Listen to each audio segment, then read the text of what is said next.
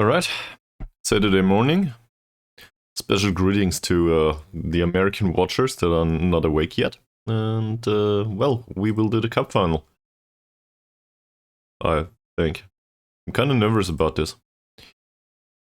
So, first of all, though, let's review some stuff. Because, you know, it's me. And that's what I do. Performance overall throughout the season within the league was fine. In the end, we got 310k or something in money for the positioning, 7th spot in the league. 52 points, this is way better than expected. We had some decline in the end, I think. Didn't go that well. But overall, we made it just fine.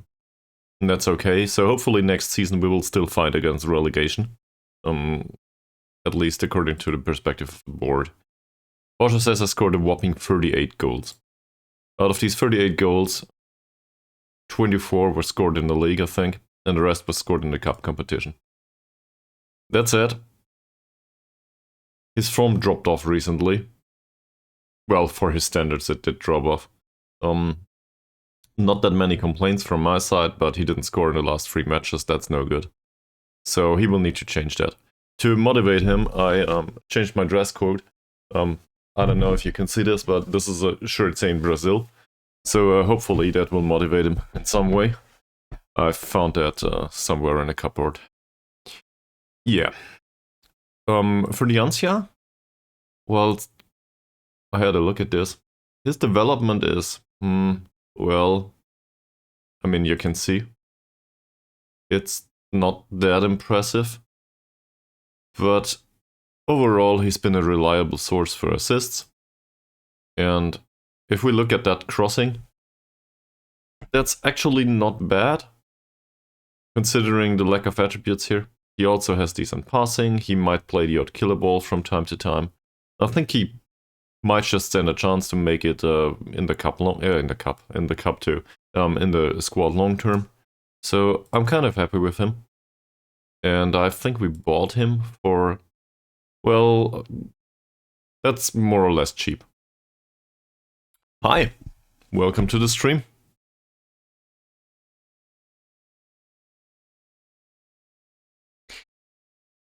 So, what we'll do is we'll go at least through the first leg of the cup final, and we will see if we can defeat Persia, which, well, might be really important to the supporters. Because from the perspective of the supporters, we did not defeat them the last few times, and we need to be competitive against them, which didn't happen. They are very disappointed so far. So now we have a chance to win both of these matches, both legs of the cup competition, and make the supporters very happy. Or, well, we might stand a chance to get fired. If the fans have enough influence on the board, that is. I don't know yet. But we certainly cannot go down by 5 goals in this competition. So we need to be competitive, we need to be threatening, and we need to restrict the space. Which for me basically says, okay, keep everything as it was. Let's try to get over with this. And let's include some additional set piece stuff here and hope for the best.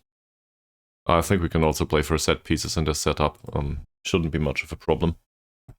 We are threatening with set pieces. We should also probably have a look at morale immediately. So preparation for this match might take some time, but I'm okay with that. And if it gets boring, well, if you watch this later on, you might always skip forward, right? Okay. So, let's have a look at the form. Simon Owen conceded last time out.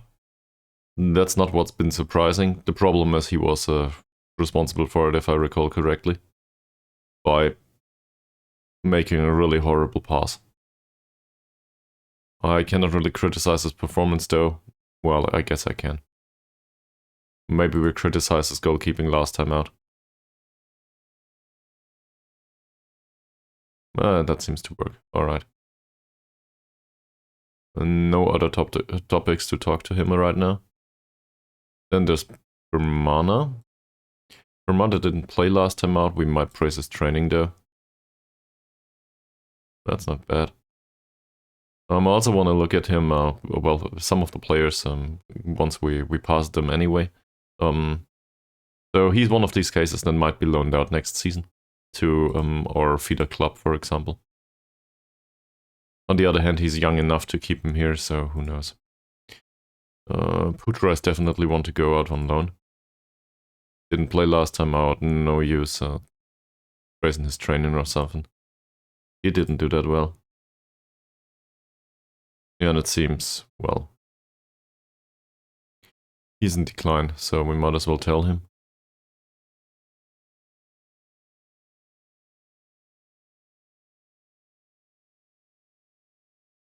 Ramadan might sit on the bench.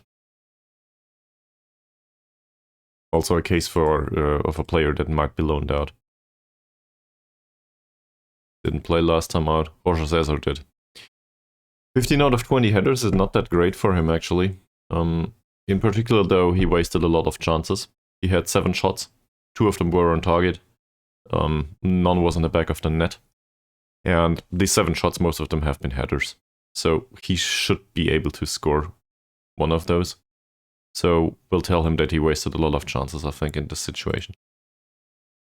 He could have won the game.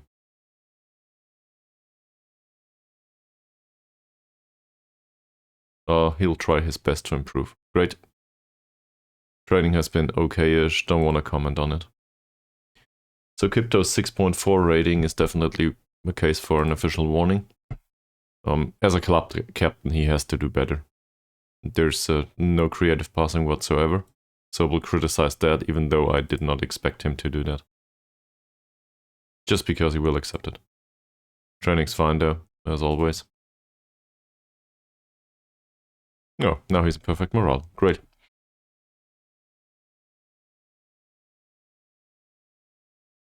I wish I could train him on the teamwork in particular. That would be fantastic.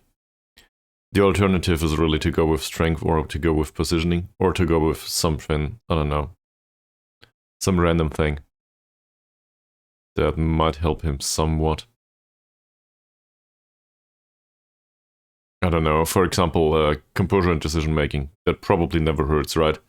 Or passing or something like that. I mean, I guess passing never hurts. He has pass completion of 83% though. So it will barely make an impact. On the other hand, he is used as a midfielder.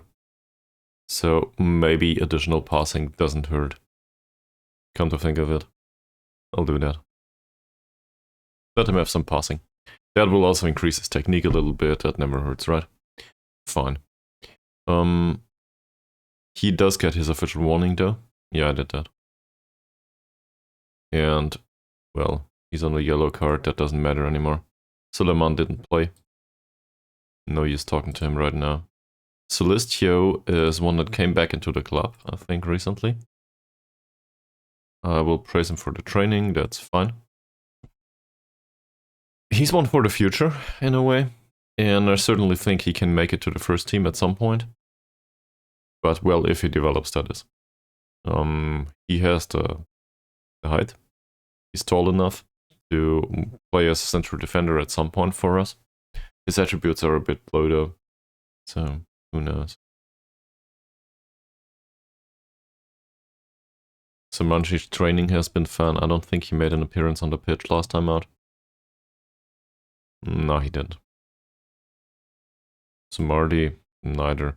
Tabuni, well, if Tabuni's really consistent with his appearances. Doesn't even show here. He does not like big matches, but whatever. He will need to play next time out. His tackling has been fine, so I guess we praise that again. You know, because we can. But he didn't create any chances, so we might as well criticize that. There you go. And probably his training is fine, as always.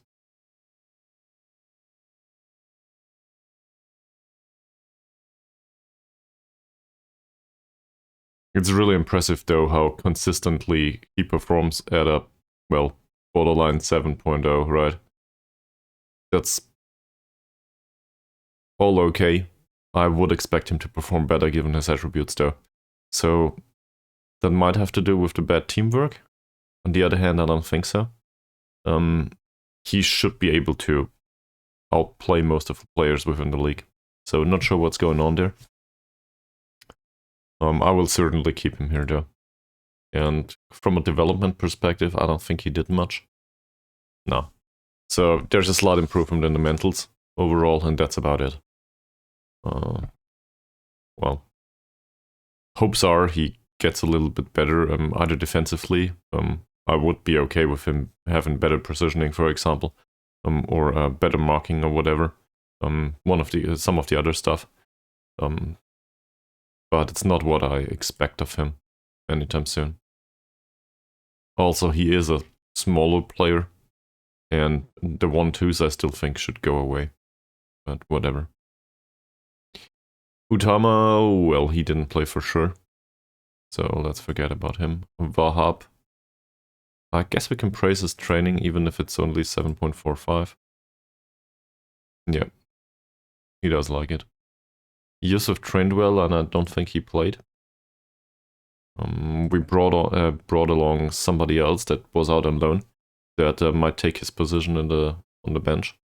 Zico made an appearance as far as I remember. Yeah, 6.8 rating. Created a chance. 12 out of 14 passes is not bad. I think we can actually praise this passing. 12 out of 14 is fine. Where is it? Here we go. So, that's certainly a thing. He's not sharp, though. He is not maintaining sharpness, he's losing sharpness. He had 30 minutes to play. He will not be in the first team. Well, he will be on the bench, but he will not start. Abdullah's injured, might as well talk to him about this at some point. Alright. So that certainly was a big blow to his career.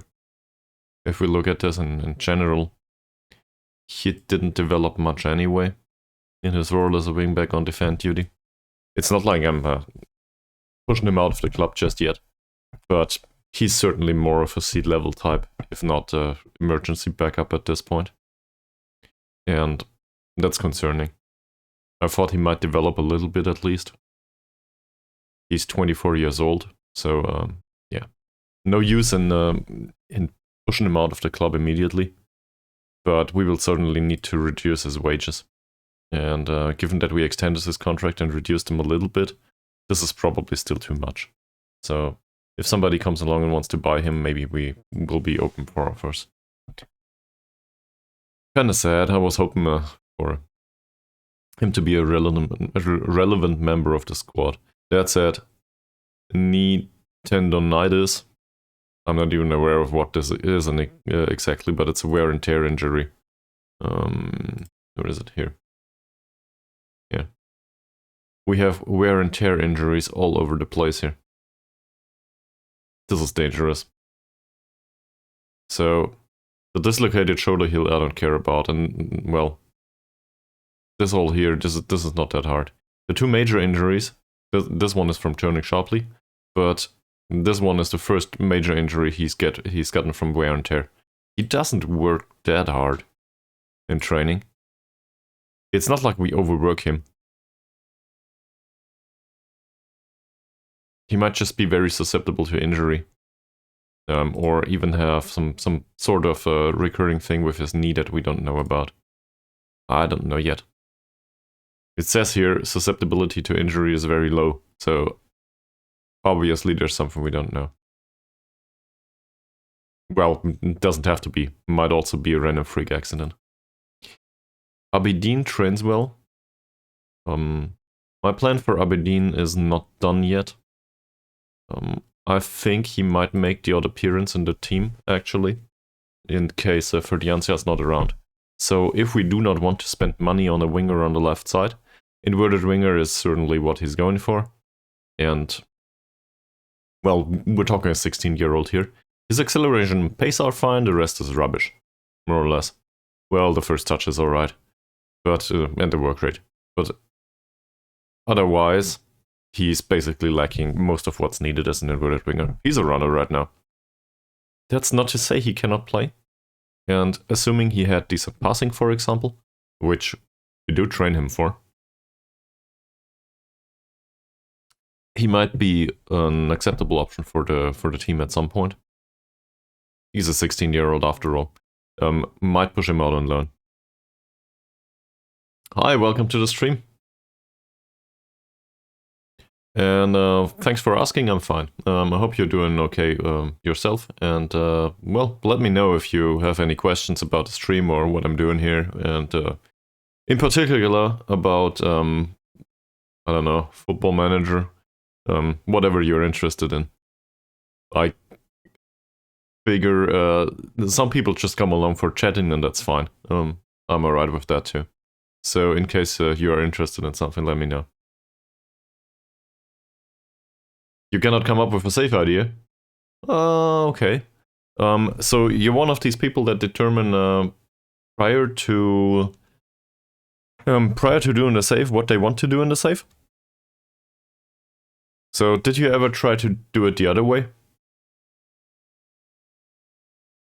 I will go on through the player base here and rant on about it, if that's alright with you. So, yeah, well, but Journeyman implies for me that you have some sort of goal to switch the club all the time.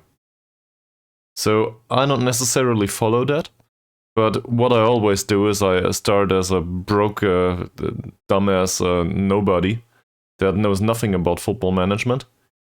So lowest level of qualification, lowest level of playing time prior to starting as a manager. Make the manager somewhat young, and have a look for a club that would take me in. And that usually ends up with rubbish clubs all over the world. Now, obviously, I need to load every single league, more or less. So this is a very slow save. This is actually this save. I do this every year. And this time out, we started in Sweden at Gjeddehockdals IK, which I can recommend. It's a small village club. The village has like 500 inhabitants max. So, yeah, there's nothing to be gained here in monetary aspects, but we did promote him to the second league in Sweden. So that was quite an achievement throughout 5 seasons. No, it will not. It will not. Because I run this stuff on an old i5 Sandy Bridge at 2500k. It takes a while, but nobody's telling you that you need to move forward fast.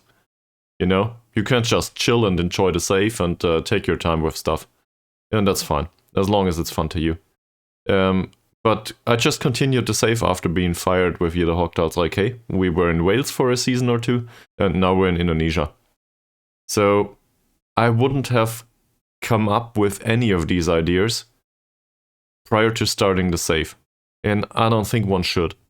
That's just an opinion piece, obviously, though. Just do a manager, try to play a character in a way, and go wherever you're needed. And if the club sounds interesting to you, just do that.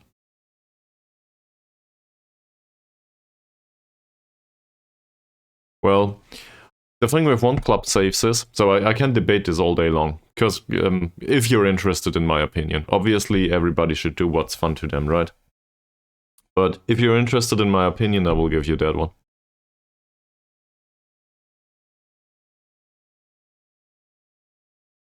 Oh, his anticipation improved to 8 points, that's good.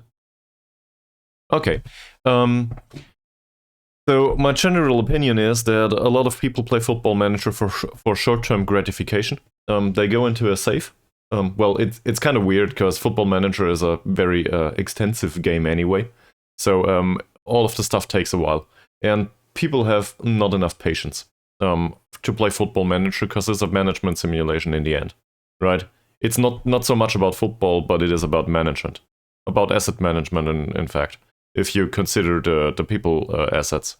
It's resources. The way people do these saves, and that's also true on stream for a lot of streamers, they go into a club and they overspend. They just go for I don't know, I want to make it to Champions League or I want to get promoted or whatever, and they use up all the money the club has to achieve their goals. It might work from time to time, but if it doesn't work, they just abandon the save. It's very different if abandoning the save is not an option. If you don't abandon the save and if you stick with the club, you plan for the long term. And if you plan for the long term, all of a sudden management decisions are very different. Because you're looking for, okay, what's the cost of the opportunity here? Why can I afford that? Is this a reasonable choice? And you are trying to make the best for the club in the long term. Because you want to stick around. So from that perspective, all of a sudden you got to deal with delayed gratification. And delayed gratification might mean investing in infrastructure. Delayed gratification might mean we have a season of reconsolidation because we need the money. Delayed gratification might mean, okay, we got to reduce our wage budget. The board is fine with our wage budget right now, but we see that we are dropping into the red more and more, so we got to do something about that. That's part of it, from my perspective. So I'm a proponent of doing it that way. It might look boring from time to time, but it's another kind of challenge. And I think you can perfectly combine that with the way I do my saves. Because you are forced to go into a club where that has no sugar daddy, probably, rubbish playing material, you know jack shit about the league, and, well, you just gotta make do with what you have. So it's actually a challenge to your management. It's not a challenge to find the best player and go to town with it. And as you can probably hear, I respect that. Because, well, otherwise I wouldn't do it myself. So, to me that's more fun. It also, I guess it's a good way to shape delayed gratification in general. Because delayed gratification is really important in life overall.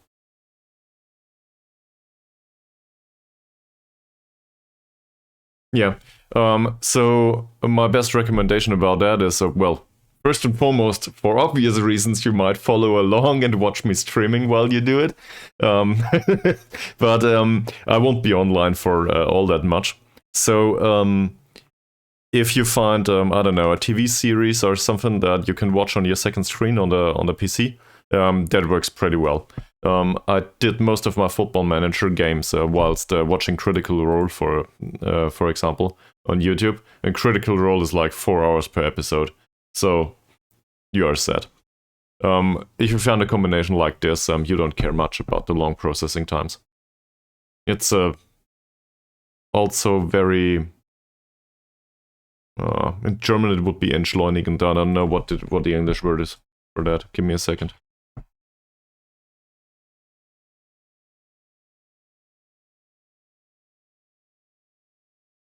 Decelerating, maybe? Yeah, decelerating. I should have known. So, maybe that helps. Because our lives are hectic in general, without us doing anything about it. So, maybe grab a cup of tea, and if it takes 2 minutes to process, who cares? Hell, January is really not fun in this save, but I don't mind.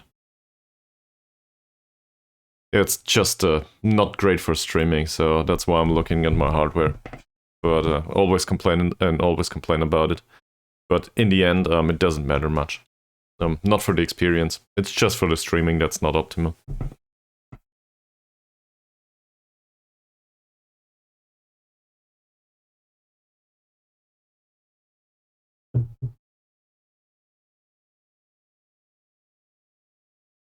Zico's contract has been extended for a year, given that he played enough for us. That's true.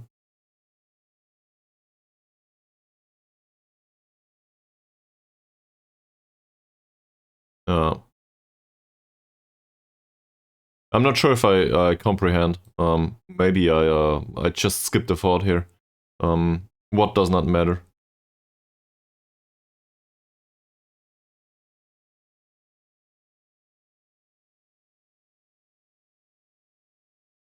And I think, well, by the way, I enjoy conversation, so you're, yeah, always invited to stick around. Oh, I see. It's always too slow. Okay. Yeah, so that, but you paint yourself as somebody that is very impatient, if that makes sense. So if you paint yourself in that way, or describe yourself in that way, you at least you have a view of yourself in that manner, which is totally appropriate. You know, that's the way you think about yourself anyway. Okay, I see. Yeah. Yeah, I guess that makes sense. I don't know what to recommend there, though. I'm not the one to recommend spending money on hardware that you barely need or something. Obviously, there's always a cost of opportunity there, and the time of your life is the most important thing. So from that perspective, I can certainly understand it. On the other way, I wouldn't want to overspend on hardware, especially these days. But, well, I never did. As long as it works, it's fine. It doesn't need to be top-notch. Money's better invested elsewhere. But that's just my perspective. I didn't go through the rest of the squad, though. I might have skipped a few players here. Yeah, I like that too. We have a very young prospect that came through by Mbiri. He's 17 years old. And, well, this is quite astounding for our league. But if you look at this, this is false 9. Fuck off. He's capable of playing a lot of stuff, but we use him as a shadow striker.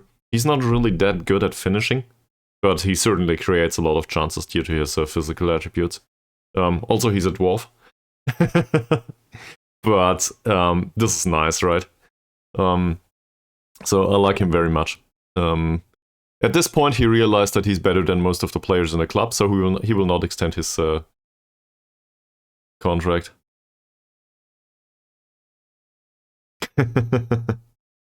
Well, we have the other way too. We have Vayanisha with the club here. Vayanisha also plays as a shadow striker, more or less.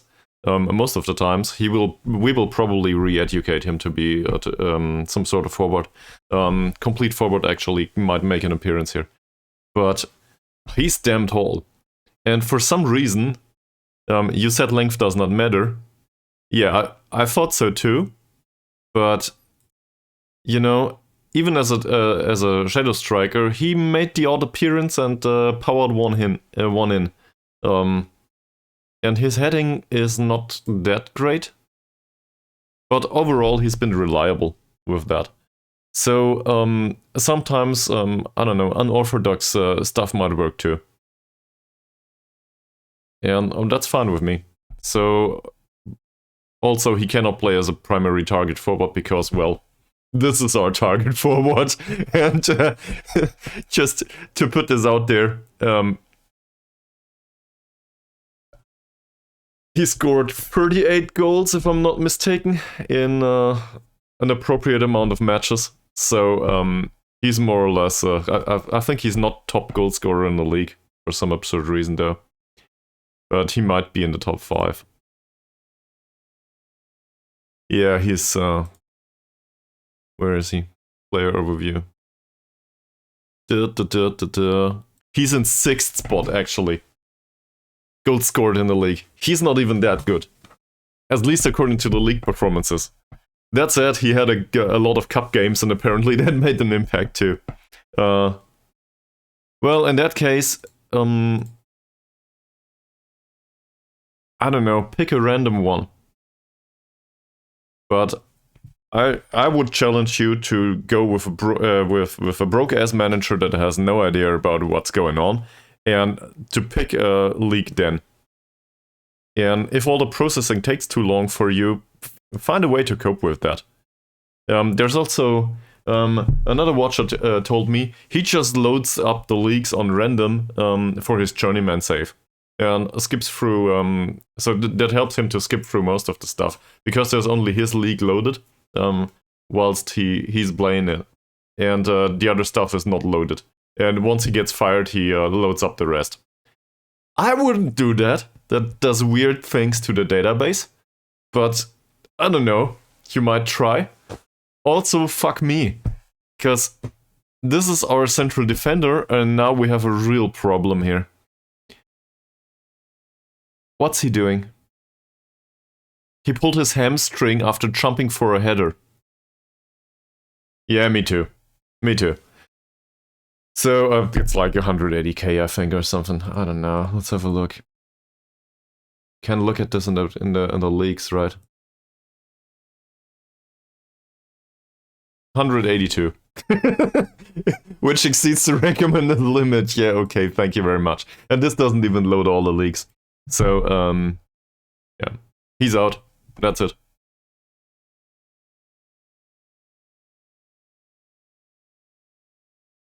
Shit. I guess I will leave him to the physio, and infantry will need to play. So Marty has a tight hamstring too. Kazakhstan? Is Kazakhstan available actually? Really? Or is this some sort of custom database? Seems like everybody's getting injured all of a sudden. It's not? Okay. Well, then so you found a custom database.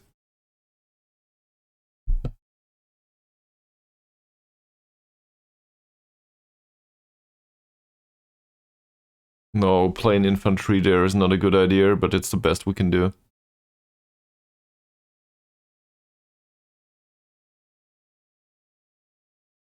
So, he will play as a central defender. Together with Halim. To be fair, that covers for the faster players, so that might not even be the worst idea. On the other hand, that implies that we need to play put a youngster on the bench. So I guess Solistio will make an appearance after all, maybe. Really bad. For us, really bad. We're going with all the match preparation here for the first leg of the cup final. So I was hoping for a reasonable result. This also includes away goal rules and stuff. I don't know, man. How should I know? I barely know about Indonesia at this point. I can also recommend doing a save in Sweden at some point. It's really weird due to the seasonal scheduling.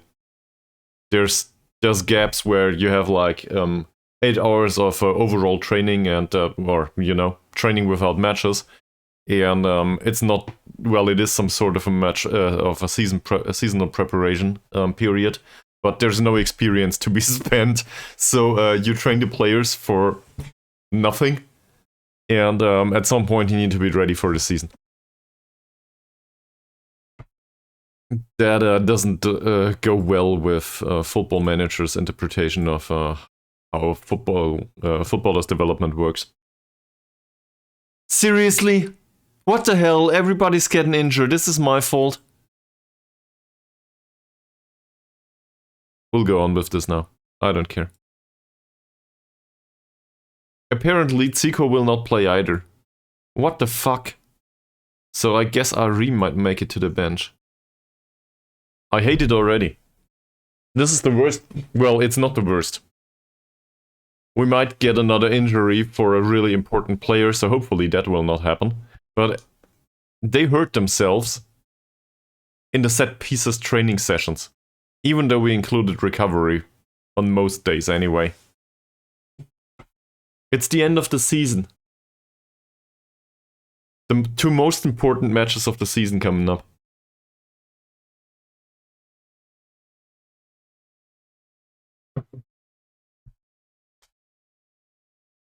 And everybody starts to tear off their own limbs, it seems.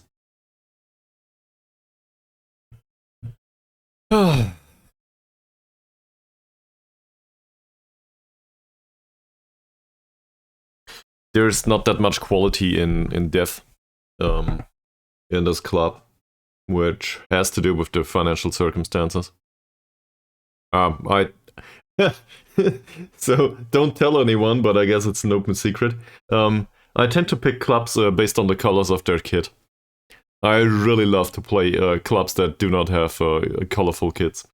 I prefer, I don't know, black and white, I guess. Maybe some color sprinkled in, but in the end I prefer black or white. And preferably also for the away kits.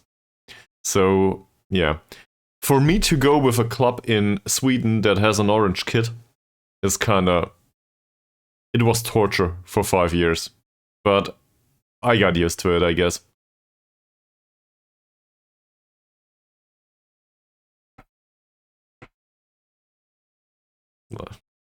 I don't know, I really despise orange. But, you know, Hogdance IK was fine anyway.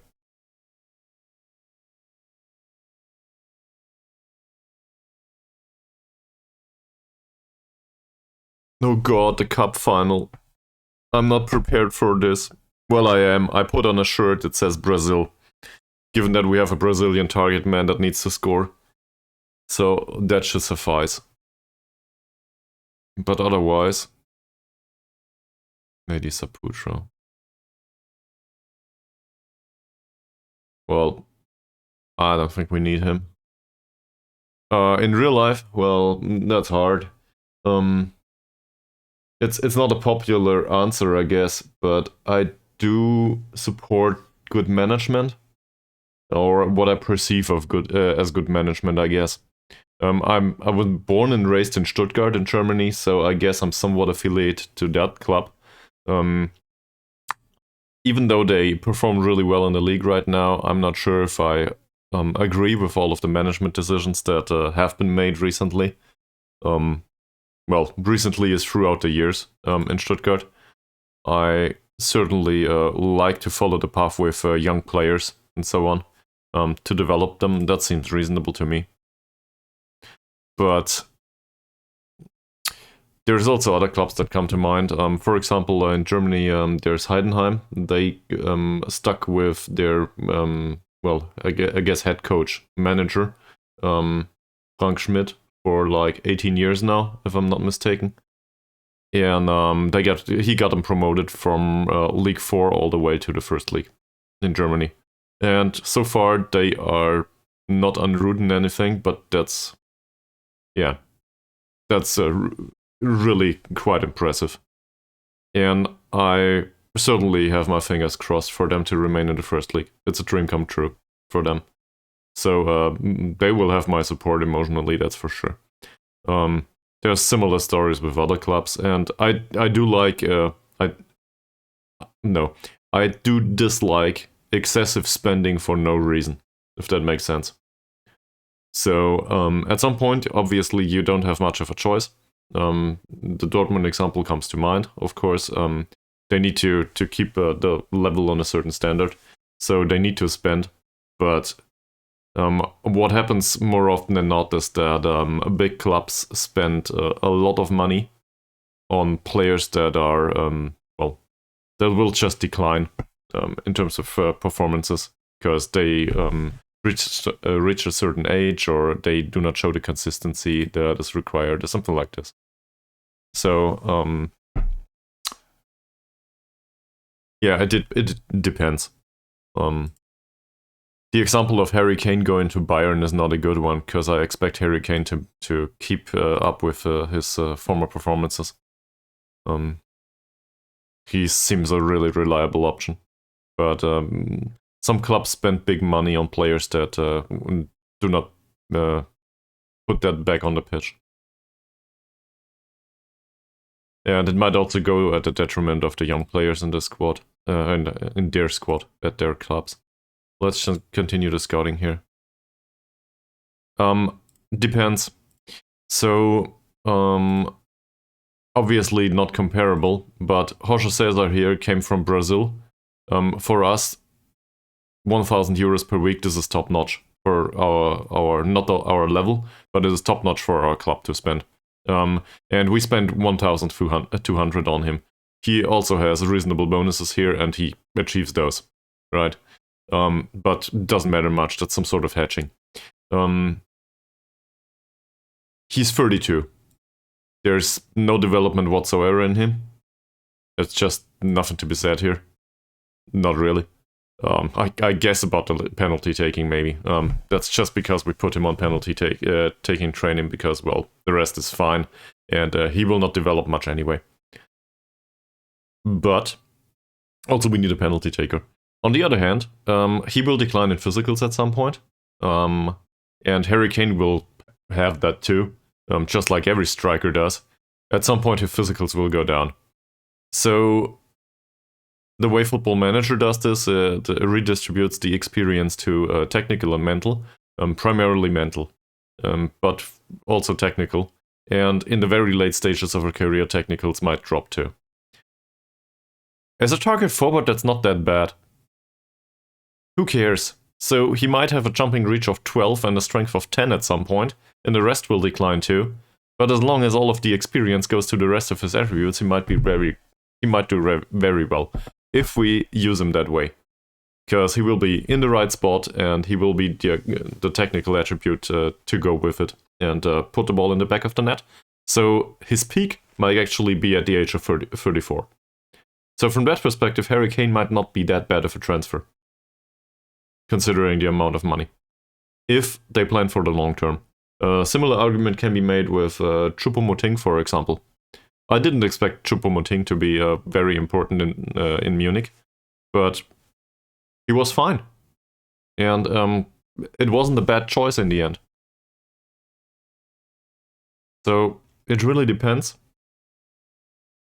If it's just for yet another year, prior to the player going to Saudi Arabia or something, then it's probably a waste of money, yes.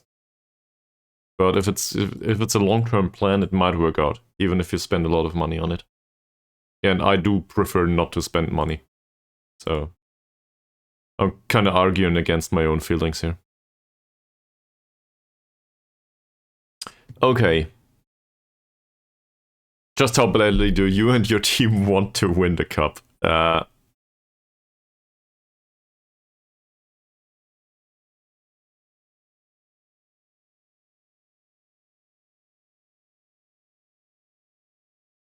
I'm kind of proud of them. I really am. Is it perhaps doubly important to win knowing that a spot in the Champions League awaits too? Yes, it is! That would be big money for us. The one you picked right now? Well, there's your first challenge. Also, don't fall to new manager syndrome, you know? Redoing all of it is well, most likely reinventing the wheel at a club is usually the worst you can do. So I did the opposite coming to this club, actually. Prior to getting them promoted from second league to first league, which was... It looked like a no-brainer, but then it got complicated. I just redid the tactics of the old manager and tried to go with a familiar territory, I guess, for them, and then changed small, subtle things, and that worked. So that was a really educational experience, because new manager syndrome is a thing, and players do that on Football Manager all the time too. So I tried to be more consistent with my stuff. Well, but that's the assistant manager that recommends that tactic, or whoever it is at your club.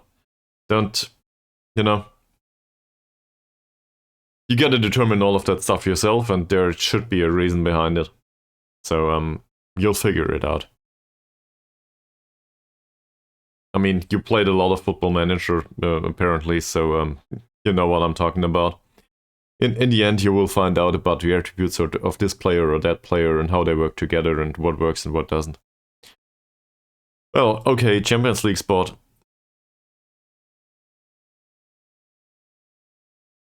What about a Champions League spot?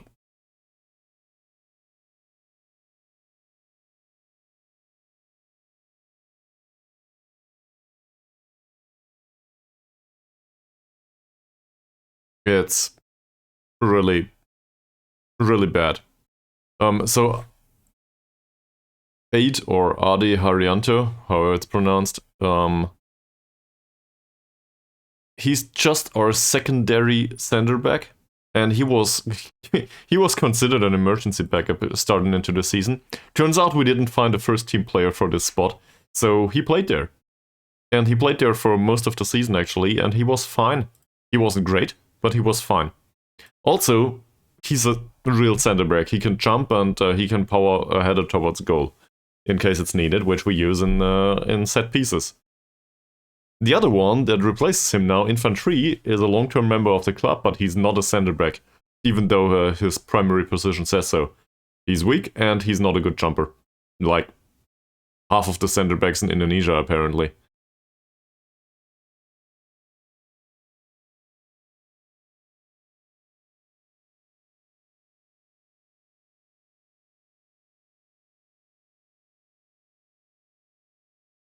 Number of people would agree that our win over Persipura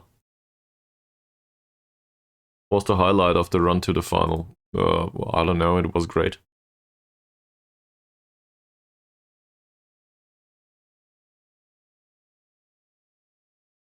Is that making you at all anxious? Yes, it does.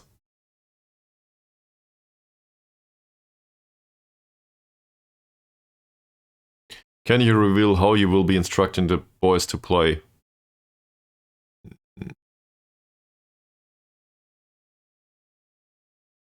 Will we see any changes to your first team lineup for the big match? Yes, we will, considering that we had injury problems. No, fuck off.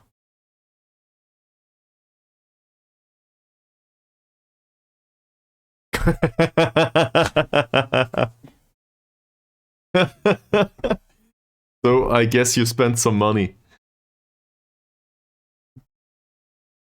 I don't know, is that much? Depending on the circumstances of the club. Be careful with that.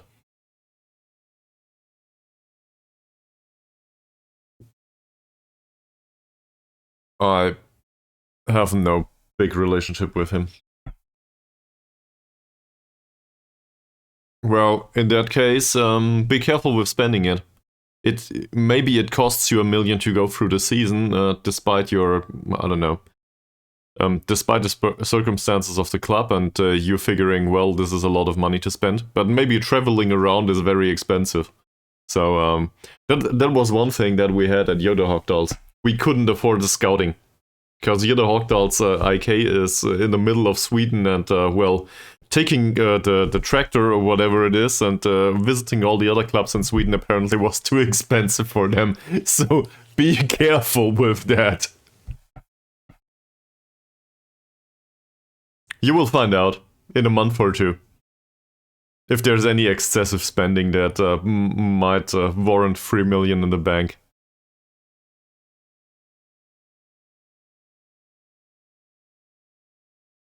Alright, so the press conference didn't go well because I didn't want to reveal my tactics for the match.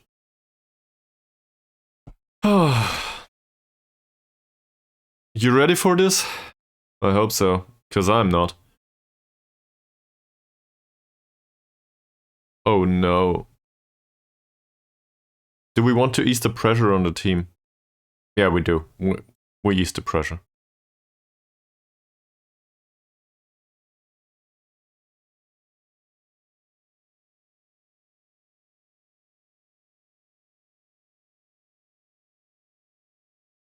Enjoy the occasion, I think, is the right way to put it. That's the attitude. We weren't expected to be in this position, so anything from this point has to be considered a bonus. Okay, so as long as everybody's happy, that eases the pressure, and I'm okay with that.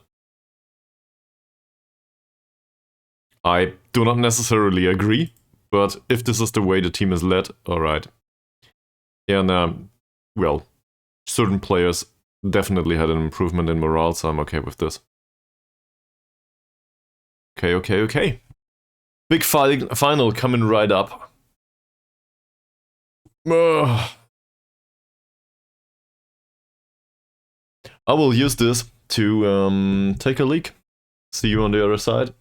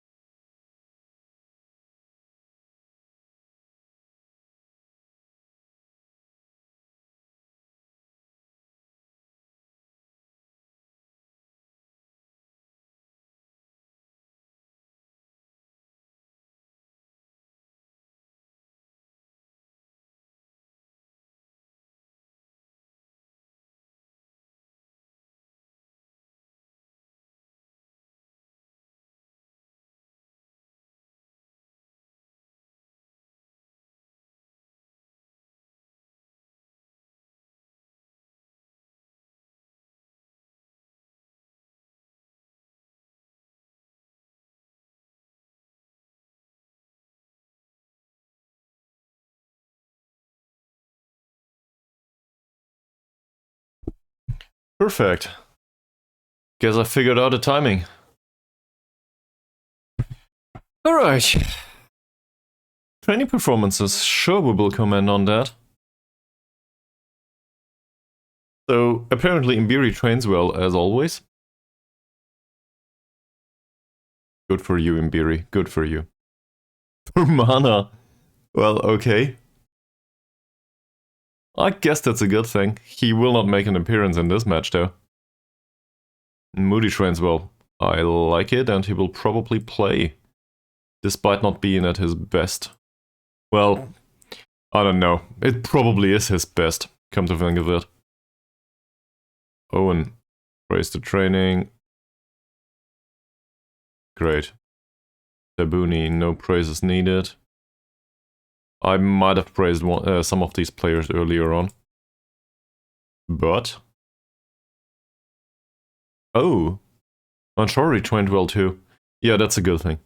So he came into the club, being an unambitious player. He was out on loan. And, well, I figured he might do as a ball-winning midfielder at some point. This is where our club captain plays, though. But we have a problem with the right-back position right now. And obviously he's a rubbish crosser and dribbler, and his off-the-ball movement's bad too. But on the defensive side, he might do. He's not fantastic yet, but he might do. So hopefully we can shape his personality a little bit. But it's probably too late for that too. Isha on an 8.35 rating in training. Why not? Iskander does well. Malik will probably start, so this is good. He's still a little bit slow. He will not be around next season, that's for sure. Borja Cesar trains well, even though he doesn't develop, so that's fine with me. Oh, yeah, perfect morale already. And then there's Yusuf, Halim. I guess we do not praise this training rating, do we? I'd rather not. I guess we'll congratulate Halim, but not the other ones. This is too low for my taste. I don't like it.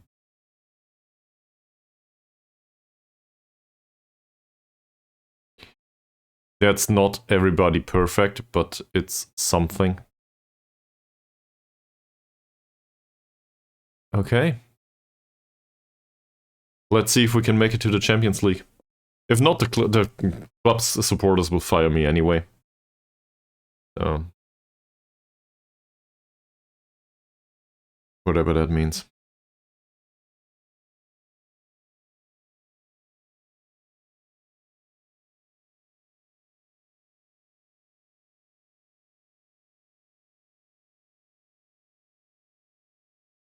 So, if you don't mind me asking Dickelol's beer, do you do some streaming yourself? Or are you just around to watch here?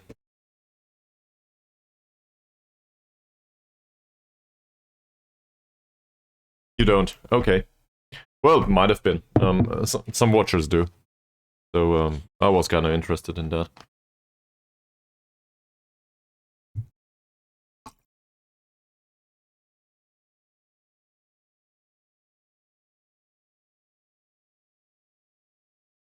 I probably picked the worst time for the cup final ever. Because, well, I don't know where you're from, but this is in Germany it's Saturday morning. So, well, that might work with the European watchers, but not with the American audience. And at least one of the long-term followers is from the United States. So he's asleep right now. Also, he works at the weekend. Yeah. Good on me for picking that. Well, I guess I do care about people that have been around the stream for a long time, if that makes sense. It's kind of a weird relationship in a way, because you don't really know these people, and they know a lot more about you than you do about them. Not blaming anyone for the situation, it's just how streaming works. But you still appreciate them being around, right? Even if it's just a name, and well, just a chatting relationship, if you want to put it that way. But I certainly appreciate some people being around for a long time. I really do. And also the kind of conversation you have. I think I mentioned that yesterday. Some people are way less cumbersome than others. Let me put it that way. So, yeah.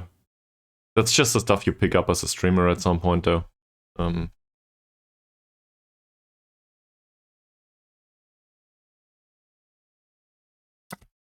Yeah.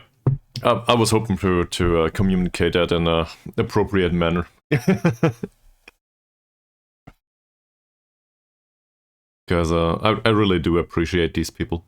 Well, all of them in their own way, and everybody should be just like they need to be, right?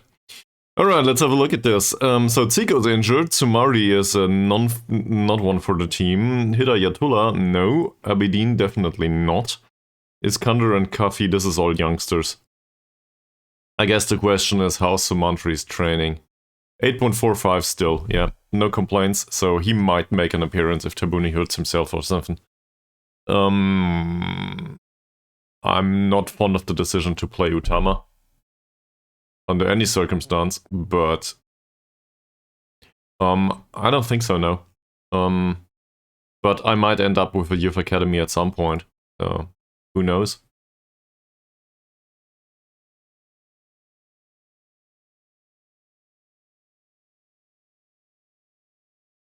Let's have a look at the opposition. This will not go well. So this is our local rival. They have way more money and they will probably mop the floor with us. But we will give it our best. What can we do? So this guy has very good physicals. He plays short, simple passes though. No through balls. He does place shots. Kinda in the camp, still closing him down. Trigger the press on him. He's a lone striker after all. Dribbling's good enough. Tight marking is not a thing for him, I think. In fact, we should probably refrain from that, given that he's also tall. That said, not tight marking a striker is usually a really bad idea. In particular, his jumping reach and heading say we should. So, I don't know. I guess we'll leave it empty. Not great. He is right-footed, so let's try our best, even though it will not help much. This guy runs with the ball through center. He's left-footed, playing on the left, though. I don't know, so I guess he runs through the center, why not? Gets forward whenever possible, tries killer balls, and knocks the ball past the opponent. All of this seems very fine. The thing is, knocking the ball past the opponent is a risky trait.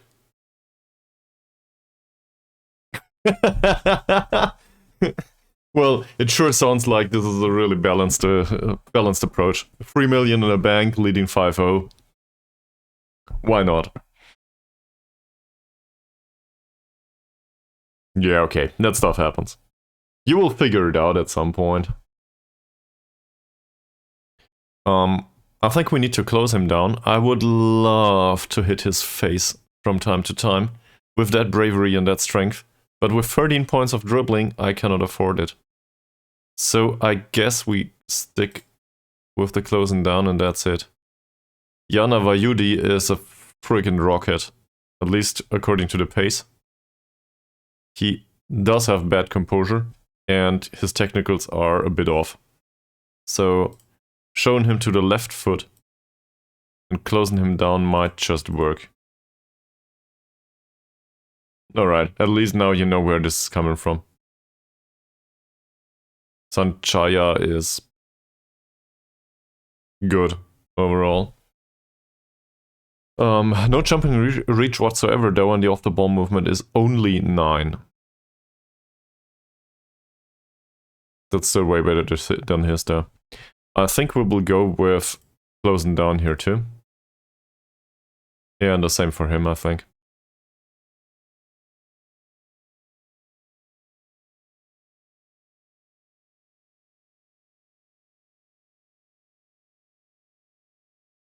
Well, might. It really depends. Maybe it's just not the right level of play, so any tactic will work. So I don't know.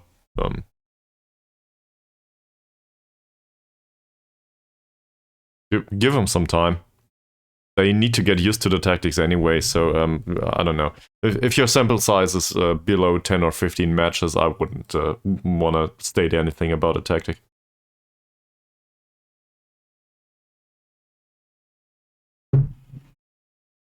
Yeah, but that might be just for this match. Who cares? It's only one match.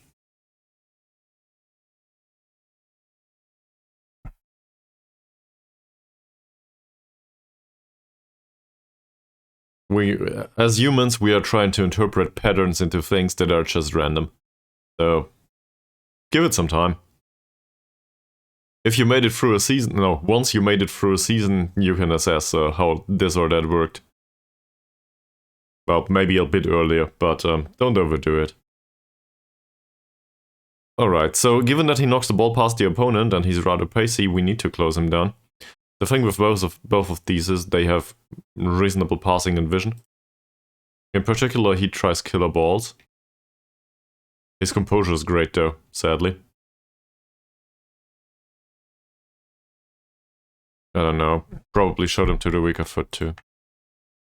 Just because we can. It's not really worth much though. This is the first guy with bad dribbling. I think we can agree that tight marking is probably not a good idea on him, given the strength. Yeah, I have these year by year too. Doesn't matter much. You'll get it sorted at some point. Dribbling 1 to 4. He does not seem to be very threatening. The passing is somewhat concerning, but his crossing is way better. So we do not mark him tightly and we do not trigger the press on him. We gotta find out about some stuff. He does not play through balls too. Runs rarely, with the ball rarely. So that's fine. We can tackle him hard though in case we ever get to it.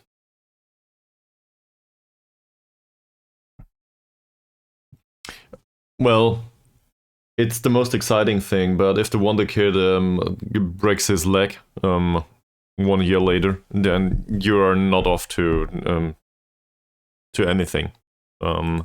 So how do they call this? You always have to consider that having one very good asset also means that you are not very diversified. Yeah, that's true for investing as well as here in Football Manager. I don't know what that means, and I don't know where this number comes from. I don't use that. But I think I'm slightly aware. Well, thanks for the compliment. Not sure if that's true. I think youth rating goes up to 200, right? The way it works in Football Manager. So youth rating for Wales was something like 60 or something. Yeah. I was somewhat aware of that, but that changes. So I wouldn't want to overly rely on it. It can change within limits, as far as I'm aware. We will not mark him tightly and not close him down. Because, you know, he has 4 points of passing, so why would we close him down? Let him play his passes. That said, if we tackle him, hit him hard. Why not? Because his dribbling is bad. Well, that doesn't serve much purpose, does it? Forget about it. In this case, not much better. His passing is better though, so tight marking probably not a good idea, but we can close him down from time to time. Yeah, it's a very old read at this point, but Sokironomics states that according to their data mining, the GDP is the best proxy for performance of international teams in, well, international competitions, World Cup. So seen from that perspective, it makes sense because the GDP will not change much from 1 year to another. It will mostly remain the same.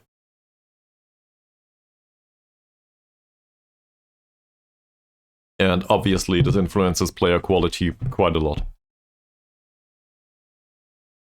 Okay, what do we do with him? His passing and vision are somewhat okay. He does knock the ball past the opponent, so I guess we close him down too. That's a weird setup. But you know what? We'll roll with it now. Probably, especially Sharon Nullet watching this later on, and also hi Make a Billion in case you watch this. They will probably cringe at me not controlling all of this at the finest detail. Or they will be asleep right now. Who knows? Hi, welcome to the stream. We are doing a cup final. You came around at just the right time to see me lose out on the opportunity for Asian Champions League spot, so I guess we will try to find out.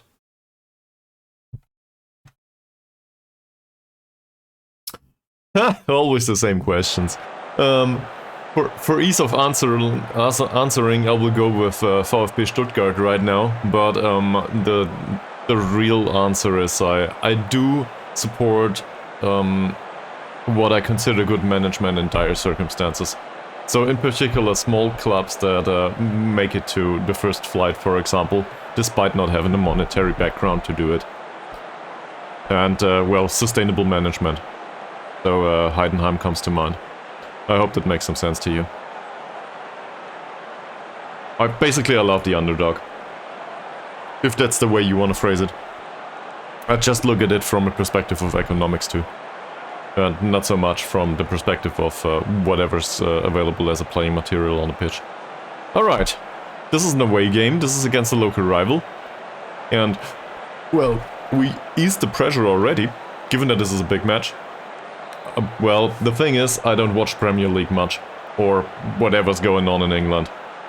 You know, the stuff is expensive in Germany, and I prefer to spend my money on stuff that earns money, and not on stuff that I consume and then forget. So, seen from that perspective, I am barely aware of what happens in the footballing world.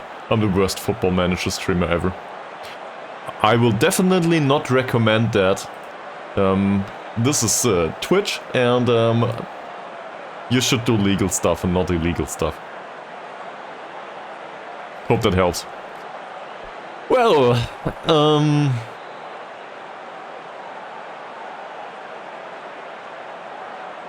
alright, so we're going for revenge. And I think we should encourage all of them at this point. I know this is kind of weird. Also, by the way, this is one of the worst design decisions ever. You cannot control AD your players anymore since they revamped the user interface. I thought I got over it. I still don't. Why the hell would you do that? Let's go for the tunnel interview here. Well. How are we dealing with it? Well, infantry plays. That's how we deal with it. I do not pre-order at all. Never. And, well, given that I guess you can consider me a streamer right now, so seen from that perspective I might need to pre-order it, but I usually buy it at some point. And, well, the version including the beta. But, Steam is not software I'm very fond of. So I would prefer to be for Football Manager to be released DRM free anyway. If I could, I would buy it on GOG.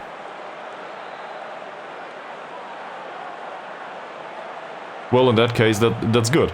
But I will probably do something similar. When is the start of the open beta anyway? Is it like right now, or is it like in 5 weeks?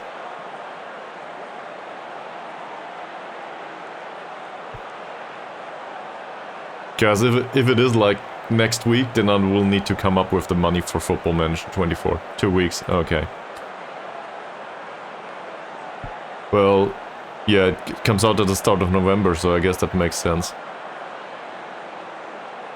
On the other hand, well, on one hand, I want to go with the beta, because, you know, hype and all, and as a streamer, I guess it's not a bad thing. On the other hand, I kind of want to miss out on the beta anyway, because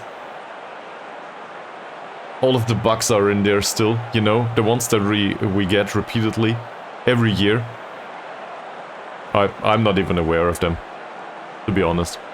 I'm just not that kind of guy anymore, I guess. I do not get excited for games that much anymore. I usually wait for half a year after they are out and let them figure out all of the stuff that needs to be fixed first. Alright.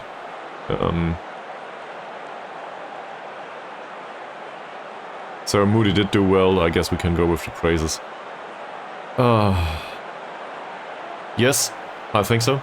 We score a lot of goals and, well, if Jorge Cesar does well, he can score another hat-trick and then we'll be really happy. Also, apparently the fans love attacking football, so make of that what you will. I should probably have a look at the new features of Football Manager. Is it yet another skin revamp only, with absurd meetings that you cannot skip? Or is it something useful actually?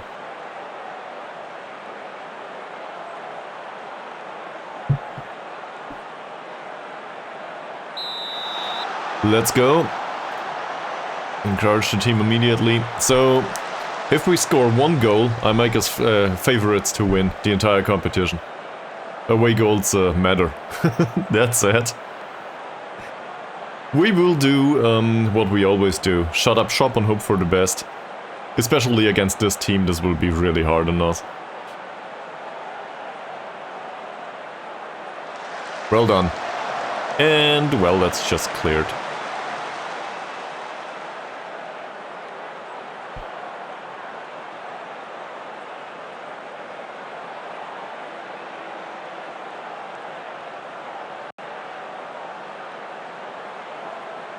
That seems really good.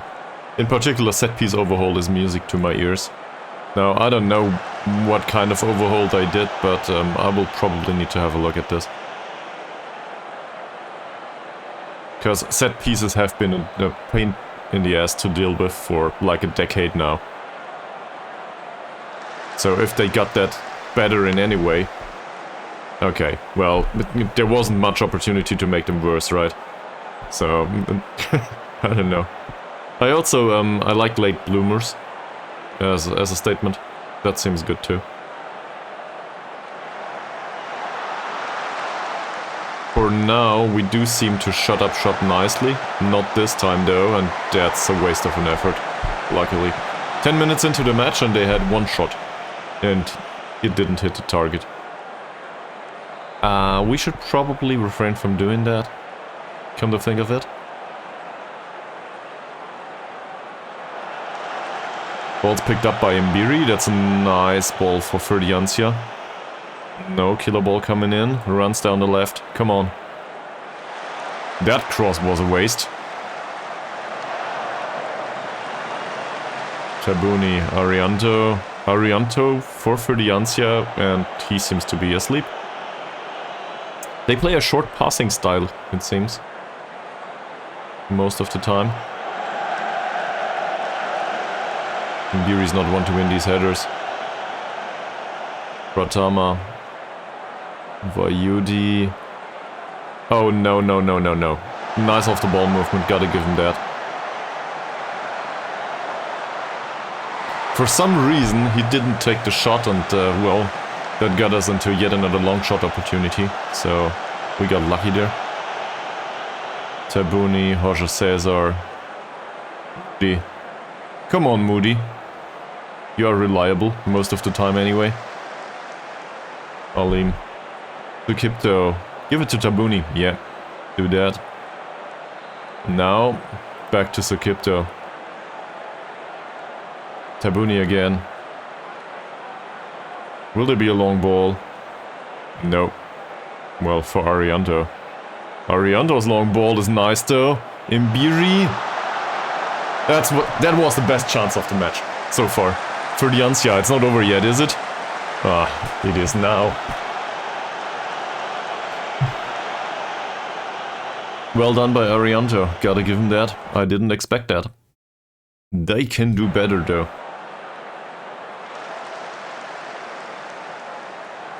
It really... Is it just me, or is it also a really nervous game overall? It feels like it.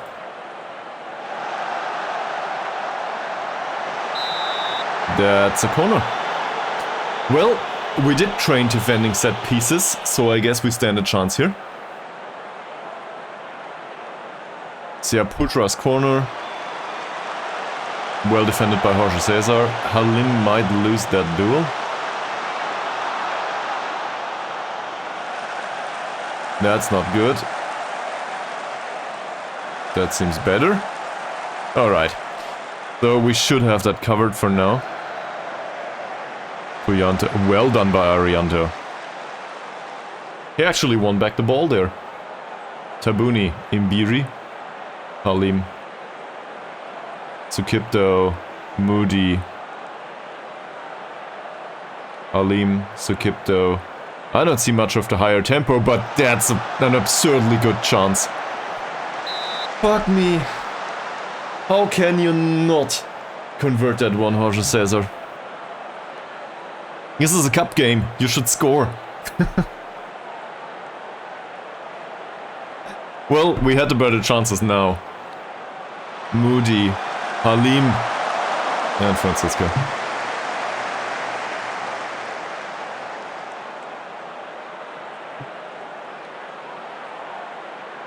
Way better chances. This one's taken by Malik. That's not good. Malik wins the header though. Well, targeting infantry is probably not a good idea. We might want to change that. Let me look this up. So this is corner taking. I know, it's really interesting. But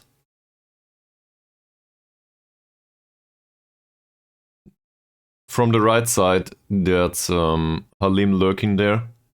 On the left side, it's infantry lurking there, and we might want to change that. Because Halim's the one that has better jumping and heading. And infantry really doesn't deserve to be central defender anyway. But it's what he does, at least according to the papers. Tabuni, Malik, Halim, Malik again. Nice one. Sukipto. Sukipto's ball is dangerous, and it certainly shows. Intercepted by infantry. Lost by infantry. Oh, fuck no. And that's a nice save by Owen. That was a good chance for them. I don't know what's been going on with infantry there. I think he is instructed to pass it more cautiously, so I don't know. Should have cleared that ball. That's not bad. Arianto will not pick that ball up there. Pick up that ball. Anyway. So, if not for errors in defense, we would be fine. That's a corner. It deflects off Imbiri. No chance to encourage the team here or tell them whatever.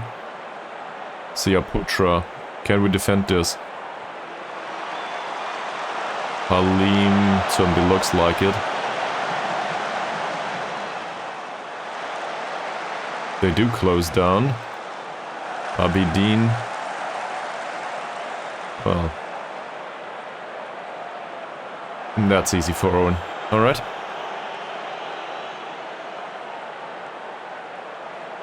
Still distributes the ball in a short manner. Not sure if we want to go with this in the future. Oh. Let me have a look at this for a second. So, we know for sure that the two central defenders are decent jumpers. No, one of them is, the other isn't. Alright.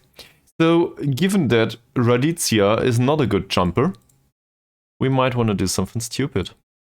We will use Jorge Cesar and put him on the heels of Radizia, who is the worst of the two. So, the expectation is he will be closer to this guy and he will be able to outjump him from time to time. And in transition, we will do the exact opposite. Go straight towards the target man. Because counterattacking might just be an opportunity here. So Kipto wins the header. Imbiri, Moody. So Kipto again. Malik.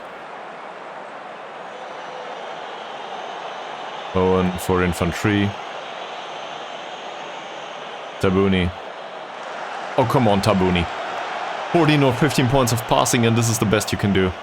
This is also really dangerous. Abidin, well defended by Malik, I guess.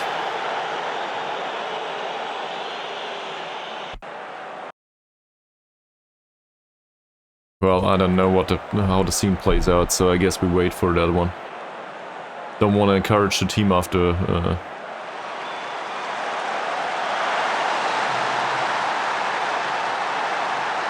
We did practice this, and this comes down to infantry not being a good jumper, I think. I could have played one of the youth players. Have a look at this. Oh, well, it's Sukipto, okay. That's Halim's job. Who is this? He didn't have a specific marker anyway, Raditya. Raditya, of all players, with a 6 points of jumping. Really. Well, now we're down 1 goal, despite us having the better chances. Feels right at home, to be honest. Sukipto, infantry, Tabuni. Okay, well, that's not a good effort. And Ibiri is frustrated by the feedback, by being encouraged. Well, I will probably give him less kind feedback in halftime, considering the performance so far. Malik's throw in, there will be a short one. Ibiri, Sukipto, Tabuni, Ibiri again. Ibiri with the dribble. Well, this will not do.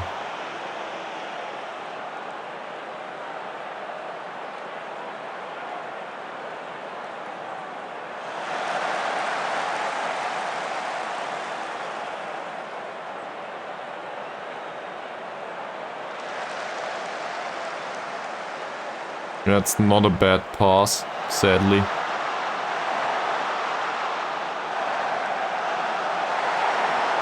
And they still have yet another chance. To be fair, we restricted them to mostly low-grade chances with the exception of that set piece. So the game has been fairly even from chances created. Problem is we're 1 goal behind, so I don't know what to do about this. Ibiri's run is fine.Stuff gets created. It's not great. He's anxious. Oh, come on.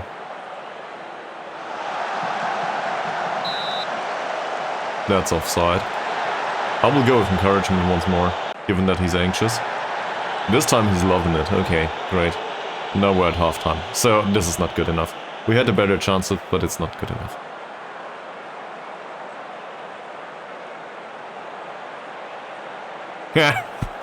Let's be aggressive about it. Well, maybe that will help. And now, well, most of them didn't play well. In fact, I have a hard time figuring out if there's anyone that played well. But given that I already told them in very certain terms what I think of their performance, I will just encourage them once more.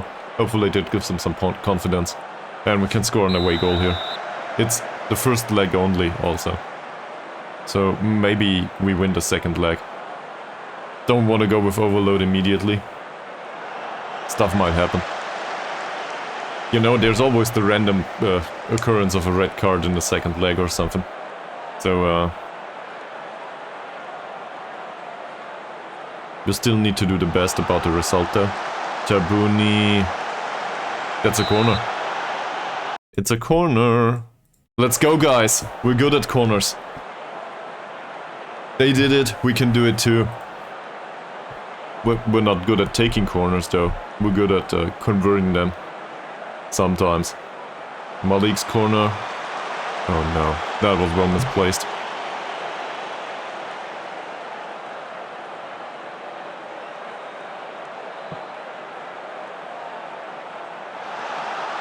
Yet another ball for Mbiri. That one's for Malik. Slow and steady wins the game, right? Malim, infantry. Infantry's long ball, as we are used to, and that's not good. Not good at all. Francisco with a long kick. Malik. Tabuni.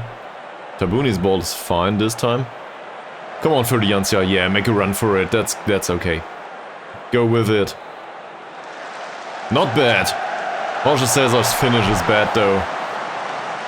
Well, they certainly show what they can do from time to time.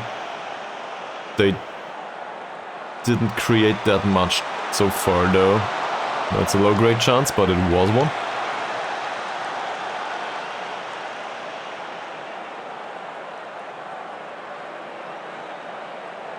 Owen takes the long kick towards Jorge Cesar, who's not available for the header, it seems.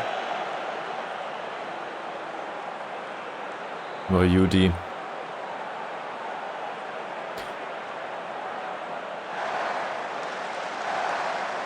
I still think they push up a lot. The problem is they are not that slow in the back, are they?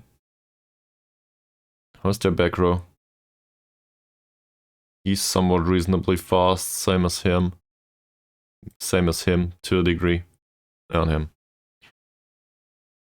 We can argue that the right defensive side is a bit tired. So going towards Ferdiancia is probably a good idea.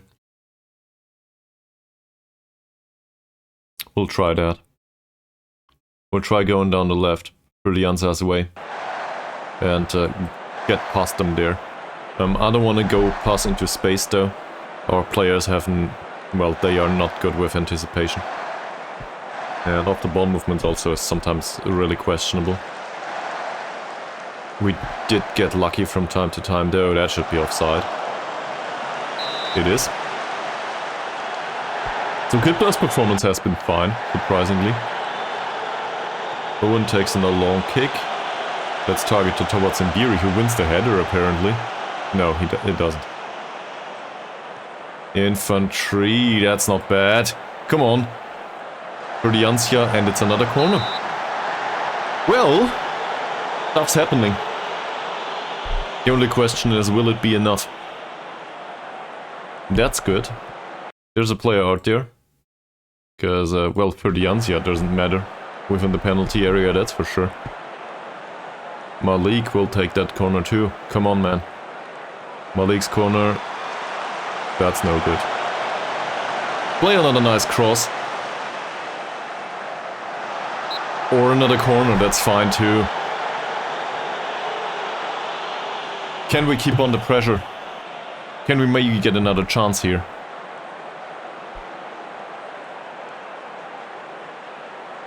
Corner taken by Malik. Not a bad one. Halim. Ah, it's over. Better chances, worse result. It feels like the entirety of the season. Once performances dropped a little bit. So what will we do? We have Isha, Somantri, Ari on the bench. I guess Isha would make some sense, given that Mbiri is also in danger of being booked and, well, frustrated. We'll pull him off the pitch. Isha can come on.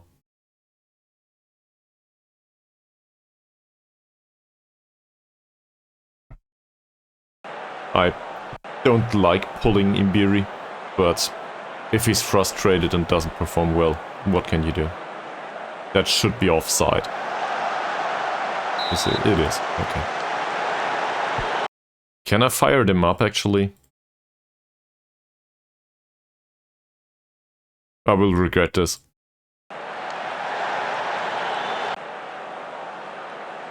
Yeah, half of them seems to... well, not half of them. Malik seems to be overwhelmed. The rest seems to be fine with the feedback.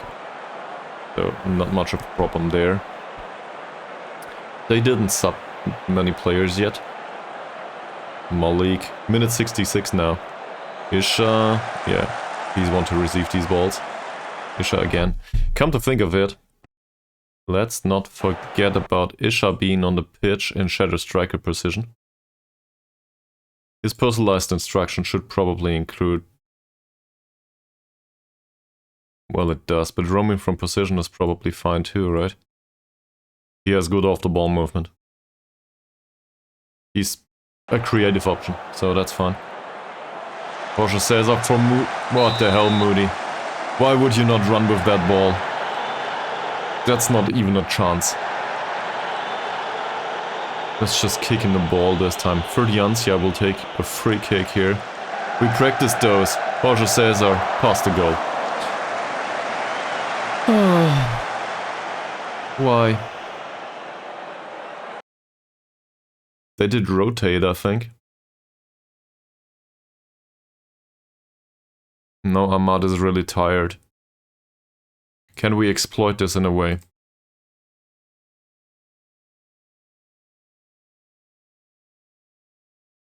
Huh. Well, yes, we can try.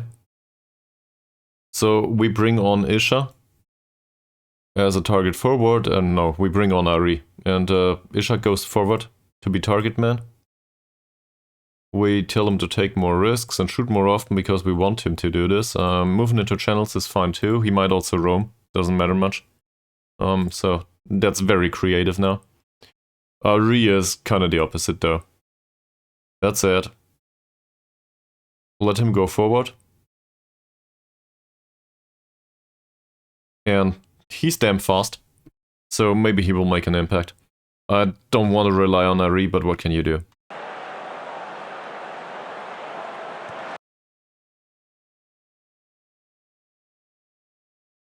To go down the left is not a bad idea.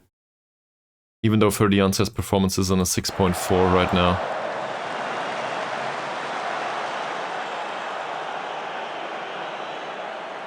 We might also try to get that away goal with a more aggressive tactic. Not necessarily a big fan of this idea. Sanjaya, come on, no. Now we need that away goal. Oh.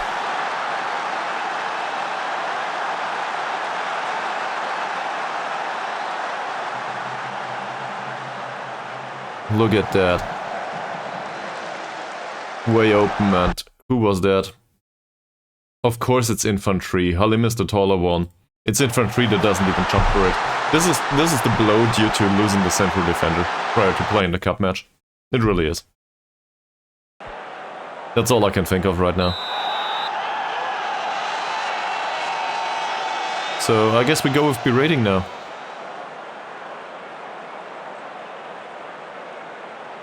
Two goals. Isha wins the header. Tabuni. That's not that bad. If Moody would be available for a run. I think for the last 15 minutes, well, we will have a second leg, but it doesn't matter having a second leg if we don't score at least one away goal. Sure, we can win the home game 2-0, but yeah. We need to do something here. So Malika on the pitch and Arianto on the pitch is probably still fine. I don't want to bring on... Well, in fact, I want to pull infantry from the pitch, I guess. We will bring the youngster, Celestia. I don't care. Let's do this. Maybe he actually makes an impact, at least not a negative one. And now we're going with very attacking, so whatever happens, this is on me. Oh no! Let's cancel this. Sukiptio's injured. He will have to go off. Great. Captain's injured. This is the worst thing that could have happened in aggregate. So we'll bring on Celestio, and infantry will go forward towards Baldwin midfielder, and we will still go with overload. Yeah, we did talk to him already. So hopefully he doesn't have anything concerning, but it couldn't have gone any worse.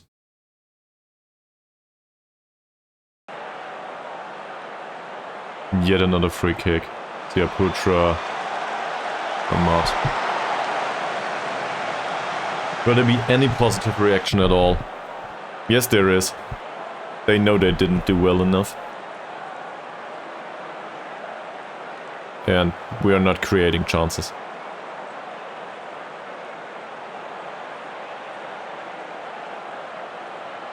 Despite being in very attacking mode.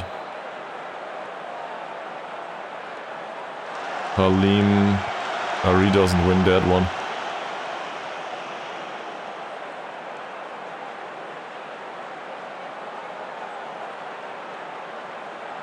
That's yet another missed header. And a good save by Owen this time. Or a bad finish, however you want to put it. They subbed 3 players, let's have a look. It will not matter much.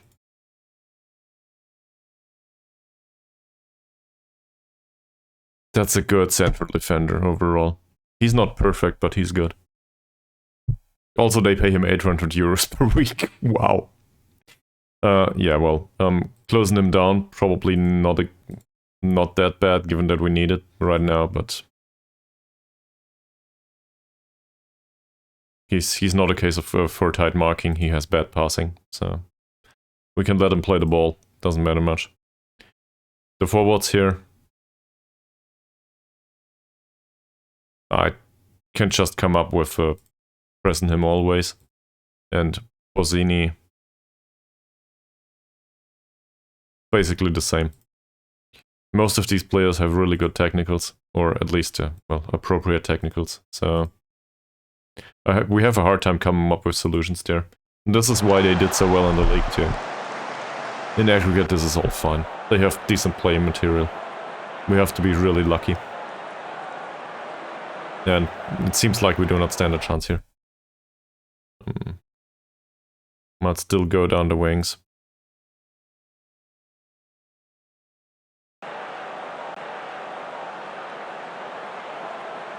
But there's no impact whatsoever. They are good.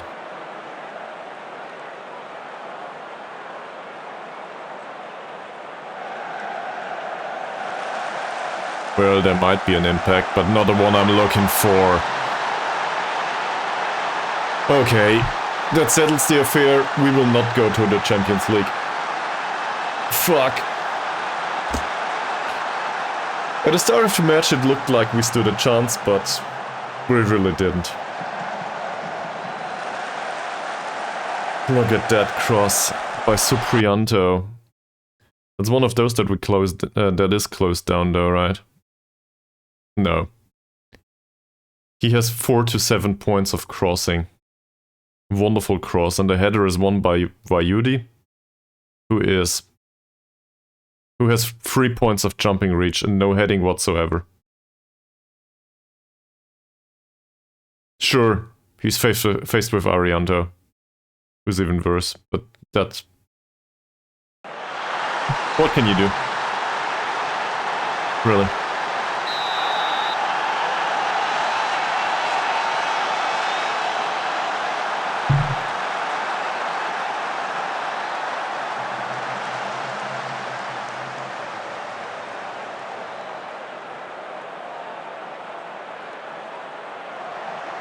Solistio with the long ball.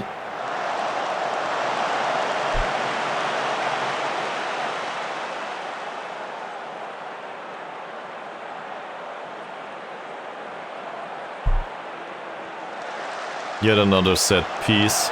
Well defended this time. Can't say this for the rest of the match though. Another shot.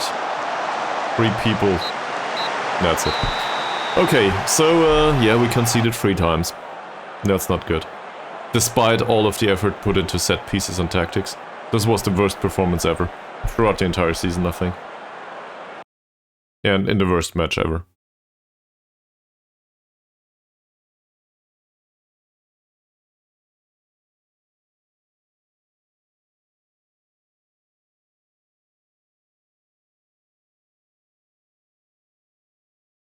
This is the first leg only, by the way, so second leg coming up, but yeah, that will not work.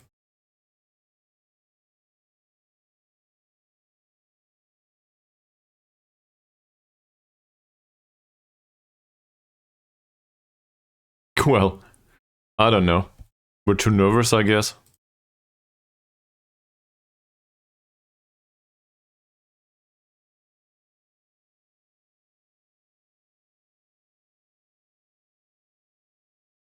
They were clinical, we weren't. Basically, that made it work for the entire season for us. But in the last few matches, there's just no way to get the ball into the back of the net, and we do concede all the time.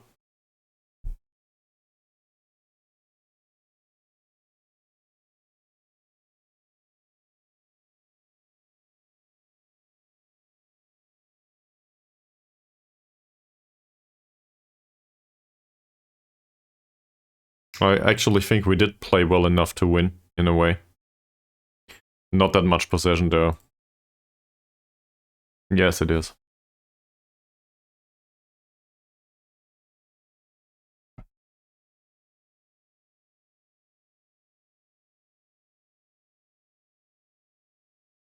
And I think it is unacceptable.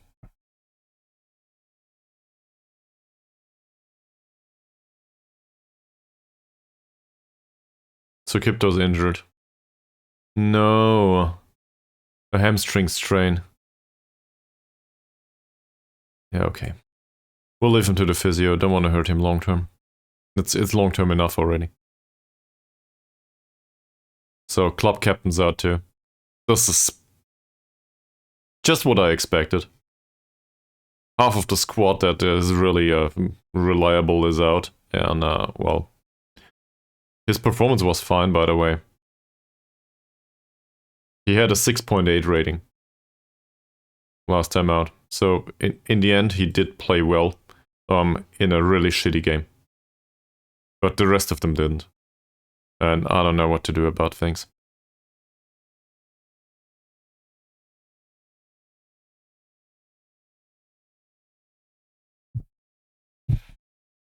Yeah, this is the most unwanted record ever. In particular, we did go down without a trace against a local rival, so the fans will be absolutely infuriated.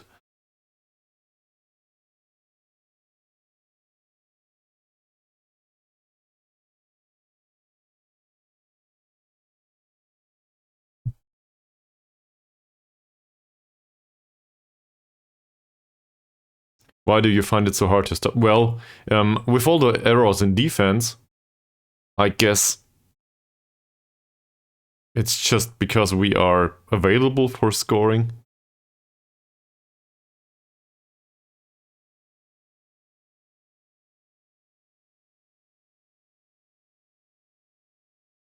I don't really admire this. We didn't play well enough.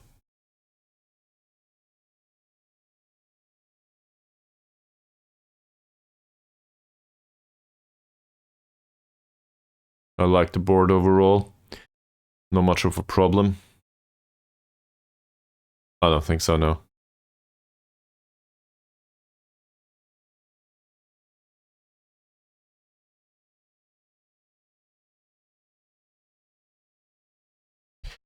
You've earned a lot of praise for your attacking approach. Actually, we do play defensive football most of the time.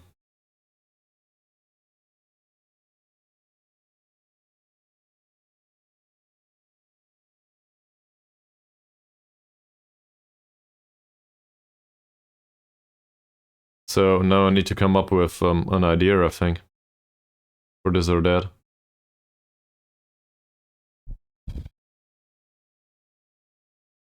So Kipto will not play, so I guess that infantry picks that position next time out. That or... no. I think Anshuri will make an appearance, actually. He's a ball-winning midfielder after all, so we play him. Just needs to practice a little bit. Focus on defensive positioning makes sense. His training rating says he deserves to be on the pitch, so why not? Let's bring him on. And, well, infantry's just rubbish here. But what can we do? Well, that's basically... it feels to me like dumb bad luck, to a degree. Not only the performance in within the match, but also the way players got injured.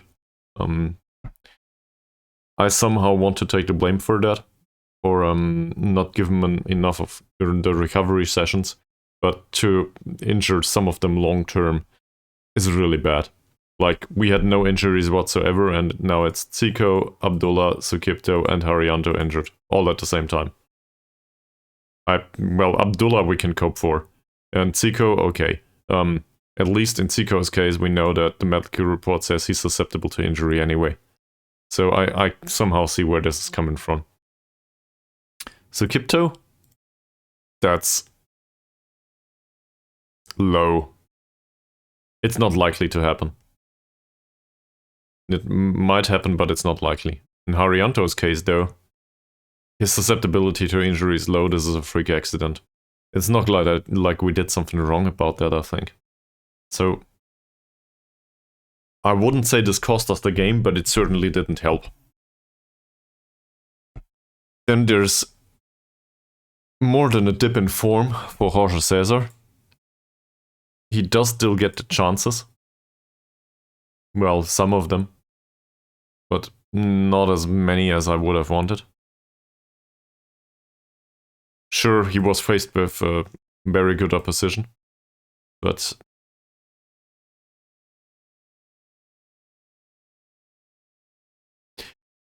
it also feels like this is a failure in squad management in a way. Well, if you want to call it that.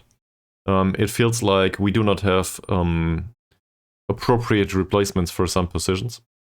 We don't have a second option that is as good as the first one, basically. And this comes down to financials. We are trying to reconsolidate a club. So, of course, I would want to go to the Champions League and want to earn an additional $1,000 for every minute we spend on the pitch. Sure, why not? But that will not happen. He's really important to us.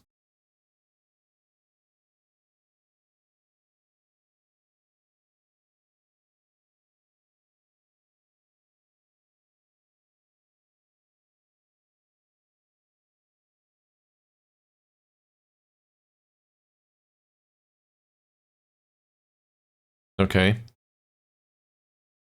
Any talks regarding future expectations will commence after the upcoming final. Alright.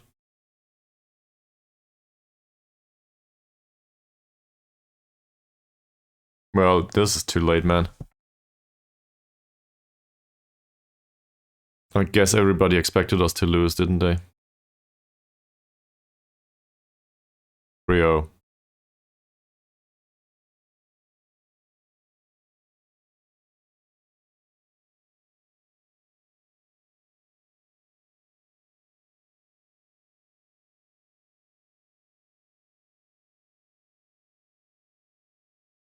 Well, as am I. Gotta believe me. That didn't go well.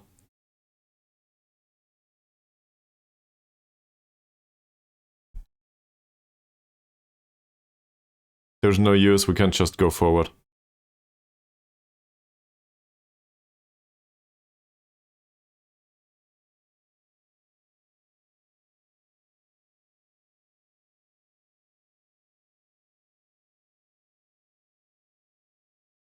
By 3 goals.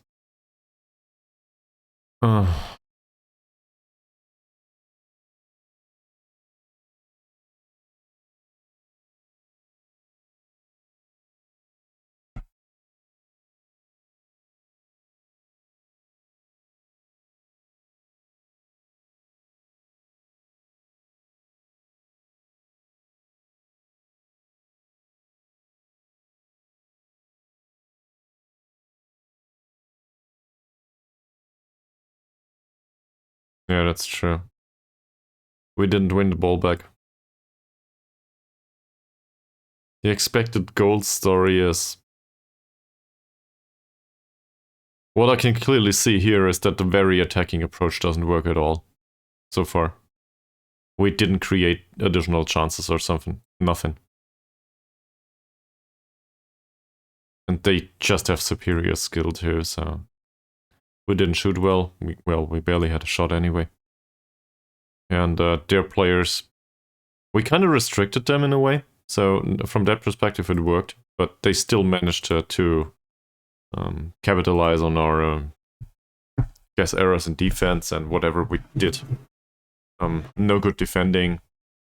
The winger won a header versus Arianto. Sure, Arianto's not tall, but the winger was tiny too. So, and he placed it well.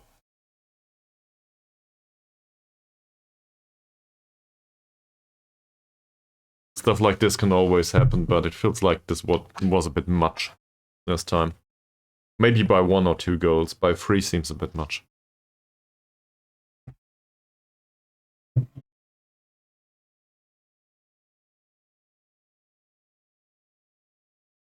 Well, obviously we can go very attacking now, but once we concede, we're done. So we're done anyway. Best I can think of right now is to get a draw, maybe, so that the fans are not that devastated. I would want to win back by 3 goals, but, you know, fighting back like this is really hard. Especially given that the team didn't do well last time out, and, well, it seems like the pressure got to them. So, not sure what to expect here.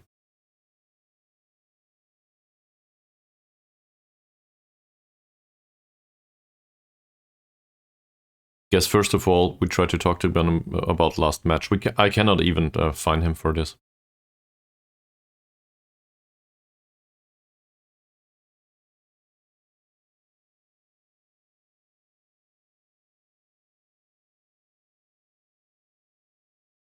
.4 rating. Hi, welcome to the stream.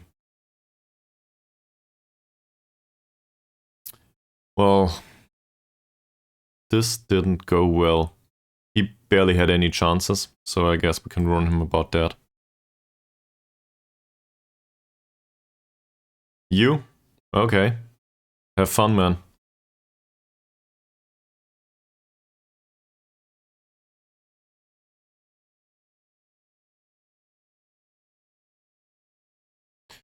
So Crypto was fine. I'm sorry to say this, but prior to being taken off in minute 75, he had a great game despite us conceding 3 times.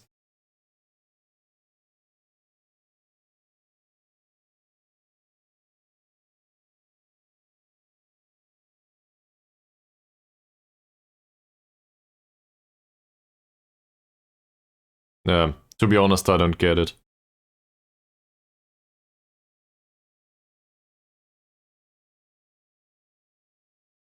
That said, I don't follow international football anyway, so whatever.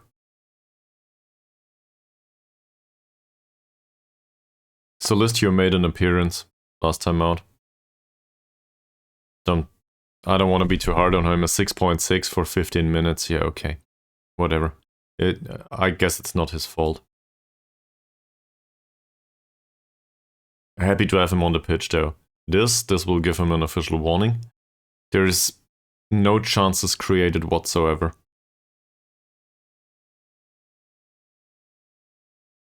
He really hates big matches.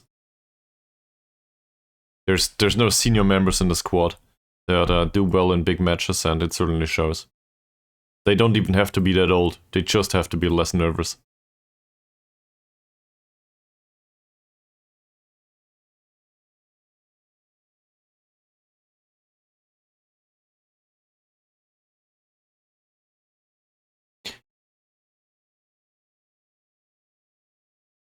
I'm not sure what you're talking about, Hawk Maestro. You're doing an England World Cup save, right? That's what WC means. So you play as England in the World Cup? Oh. Oh. You're trying to convince players to join to change the nationality. I see. Well, okay.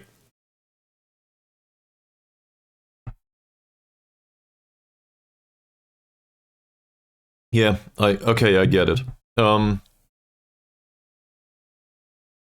wasn't even aware that this is a thing. Well, I was aware that that people pick a national team if they have two nationalities and stuff, but I wasn't aware that it is a feature in Football Manager that you can try to convince people to join the other team or something. International management is so far away from me, so I guess that makes sense.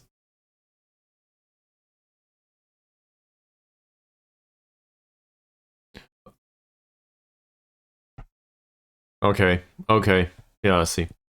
Well, my biggest gripe with you didn't ask, but I will tell you anyway. My didn't gripe with international management is that you get the players in a condition that is not up to you. So whatever happens, the players will be, I don't know, exhausted, jaded, pretty much fucked, and you need to deal with it all the time. So I don't enjoy that at all.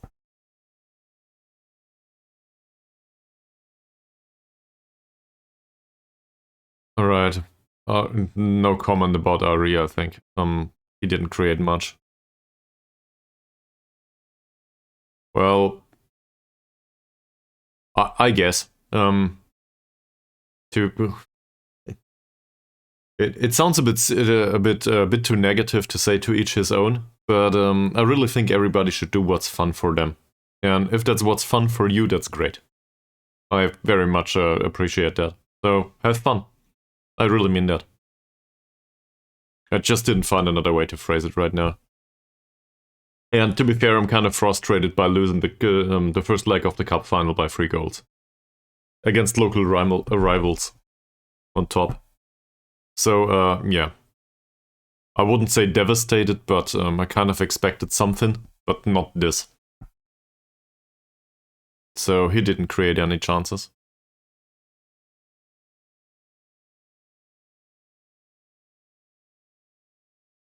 Arianto, 6.3 rating. So best of luck with that. Is this enough for a fine? I think this is enough to fine 1 day's wages. His tackles were great, no chances created though. He had that one good key pass that could have been a goal, by the way.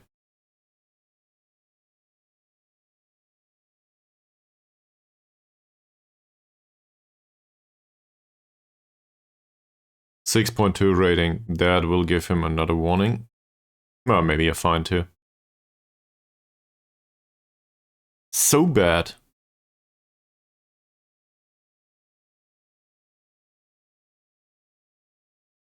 Okay. 6.3, I guess we go with yet another fine. Headers 1 were okay. Defensively though, absolutely bad. Criticize last game. What do we do? Well, I guess we criticized the lack of defensive performance. That wasn't good enough.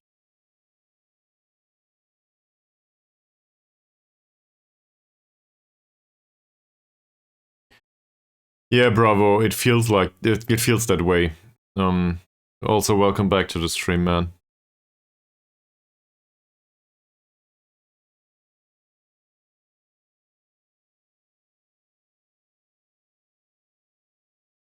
They just didn't show up. Like, I don't even know what to do about things. It does not feel like this has to do with tactics. It feels like this is a consequence of the strategic situation. Overall, I'm trying to come up with things that I would have been able to do in a match, like taking more risk or something. But the team we were matched against, not only are they our local rivals, they are also way better. So they exploited not even. They didn't even play to their best. I think that feels weird, given that we conceded 3 goals. But did it work? Well, in his case, I will criticize the lack of chances created. Infantry is on a 6.1 rating. Here you go. Have your fine. Your defensive performance has been shitty.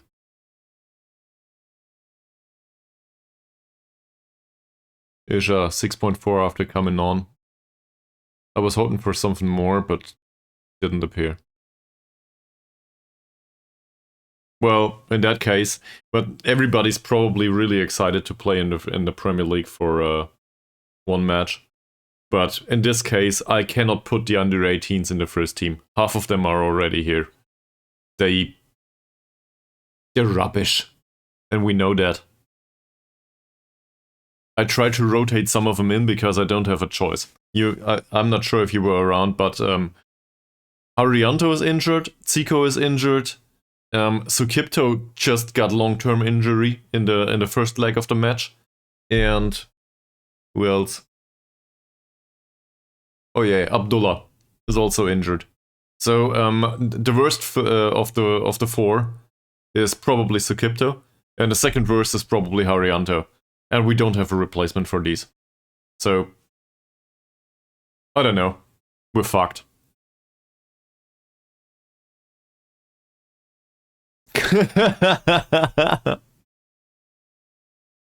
How did it go?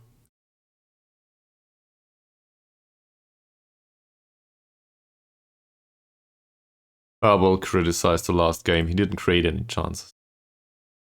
Well, in that case, he plays a striker. Okay.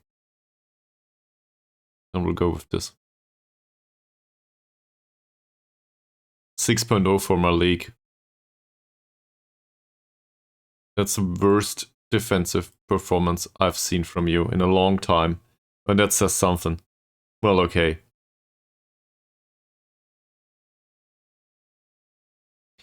I will probably not do that.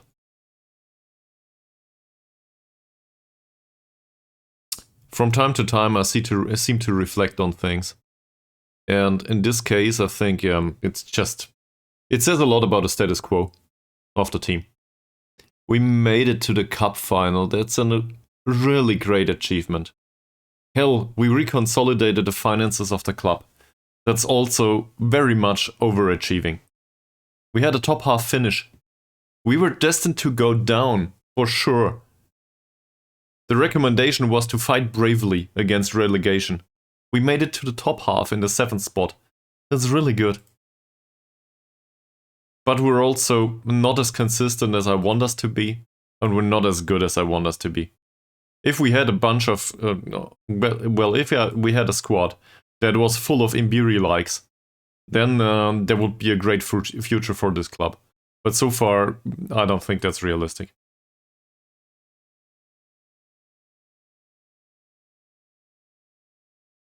They seem to be fine with their fine, I think. But to be more realistic, I think it will probably be another season or two, maybe including players for the long term, and then maybe we can achieve something at some point. But the next big goal, as absurd as it sounds, is not to go down next season.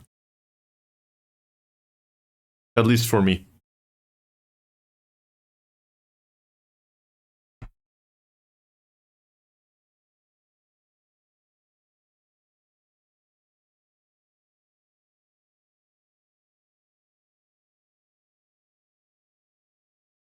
Alright, we'll do another overall training here.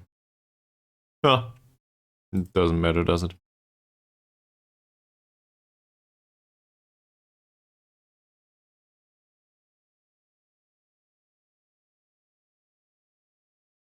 They will go on holiday here, so doesn't matter much.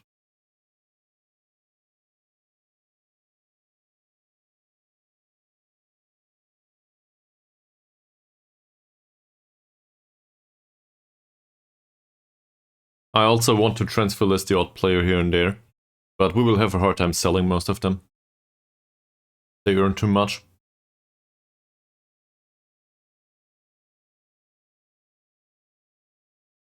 That's not even to say that that none of them deserves it. It's just it's always better to wait.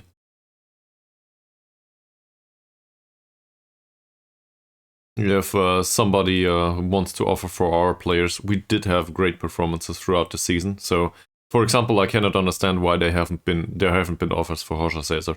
There must be. Somebody must be interested in a striker that scores 38 goals within one season. You cannot tell me that nobody's interested in that guy. And this is one that I want to get rid of long term. He's unambitious and he shoots from distance. Also, he doesn't play in a position that we need. So I would be willing to part with him.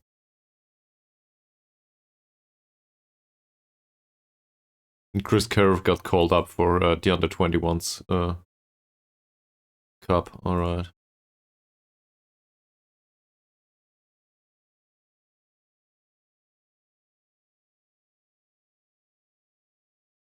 We do get some reliable options in the future, I think. The winger comes to mind on the right wing that we signed. Oh, this guy's cheap. Not bad. Well, he is supposed to be cheap. Knocks the ball past the opponent, I guess that makes sense with dribbling free. It's a risky thing to possess though. His contract does not include a clause for an extension. So, how old is he? 21. If we don't play him, we get him to our affiliate club, or we loan him out.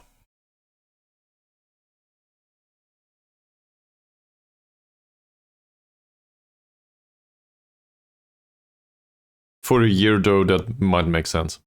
It's not bad material, is it? No susceptibility to injury here, estimated wage is really low. I think I'm going there.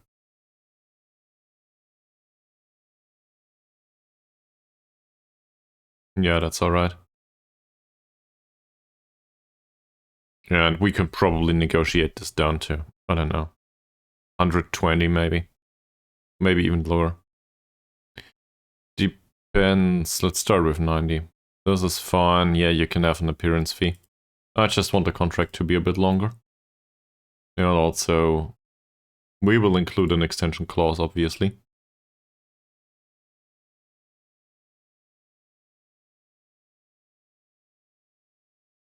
Clean sheet bonus can be 45, no problem. Okay. So, apparently he doesn't like the long contract. From that perspective, we will keep all of this. Hell, he doesn't even like the automatic extension clause. So let's pay him 100 and try to win him over.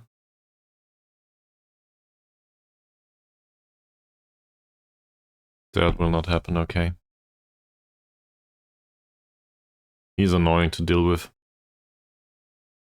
I guess it doesn't make much of a difference. So we pay him 120. That's the minimum that was recommended anyway. We go up to 45 here. Slap on another 100 euros because we can. And there's still a 1 year extension after league games in the final season. So he doesn't like that. Alright.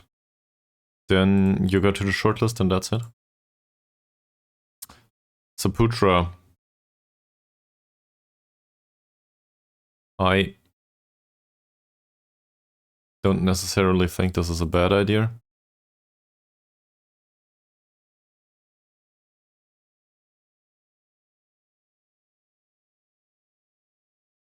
So he's fast. His crossing is 9, which is not bad. We do have another one of these transfers though. Where was it? Setyavan. If I compare him to Saputra, Saputra's a bit faster. Do we really need 2 wingers?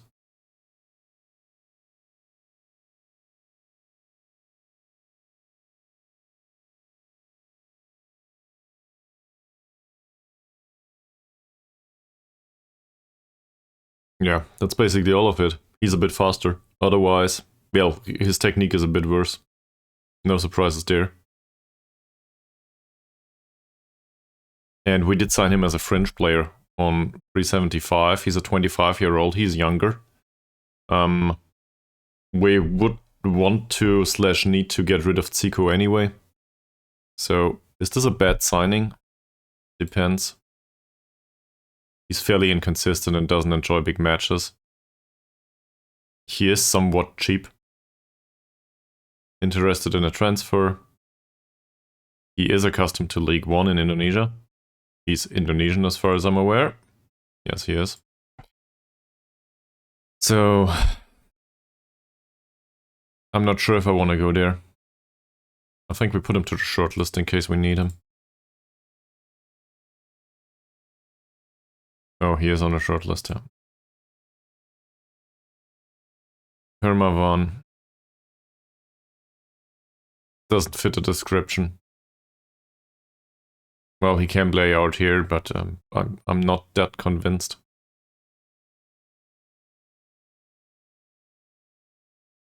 He's also somewhat expensive. Bari.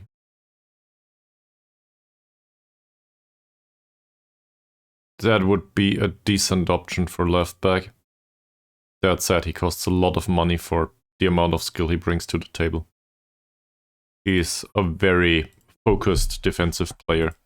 I don't think I want him. And then there's David Molana, who is currently available and all of a sudden appears at the club's doors. So I guess if he's good, he can be offered a trial.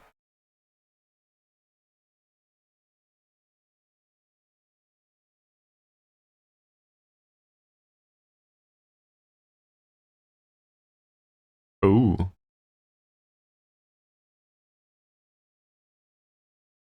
Yeah, well, from the perspective of skill, he will probably be fine.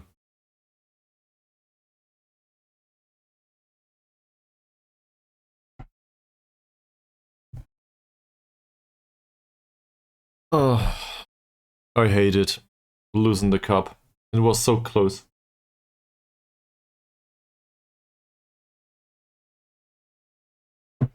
And now the fourth in the league makes it to the Champions League.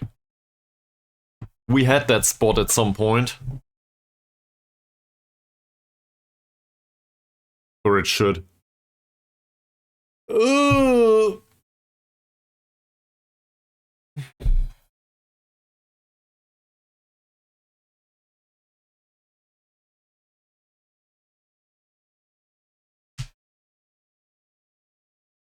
Hopefully next year the Jorge Cesar will be as reliable as this one though.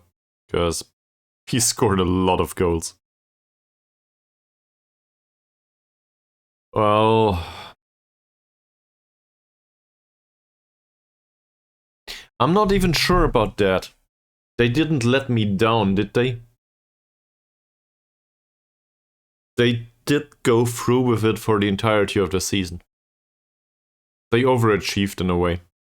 And now that they let me down in the cup final, if you want to put it that way, that was way overdue in a way. We were overachieving for the entire season. To hope to go towards the Champions League with this kind of setup, it was an absurd dream anyway.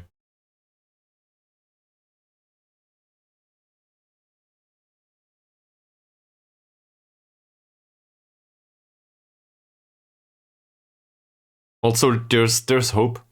Like Anshori here. He was out on loan. His contract got extended. He will be around for next season. He trains well. Sure, he's unambitious, but apparently he's a consistent performer. So that's our... It might be the long-term replacement for Sukipto, in case Sukipto leaves at some point, which he might not. But hopefully we can change his personality a little bit. And then he will be totally fine as an addition to the squad, and we didn't pay much for him. In fact, none at all, I think. Yeah. He was with us from the start. So, not a bad choice. There's some stuff coming through, and it's, I wouldn't say exciting, but there's hope there, I think. Supporters are devastated with the performances against Persia. Well, welcome to reality, I guess. There's also, if I look at the aggregate of the season, like, look at this. Is this what I expect of a player? I don't know.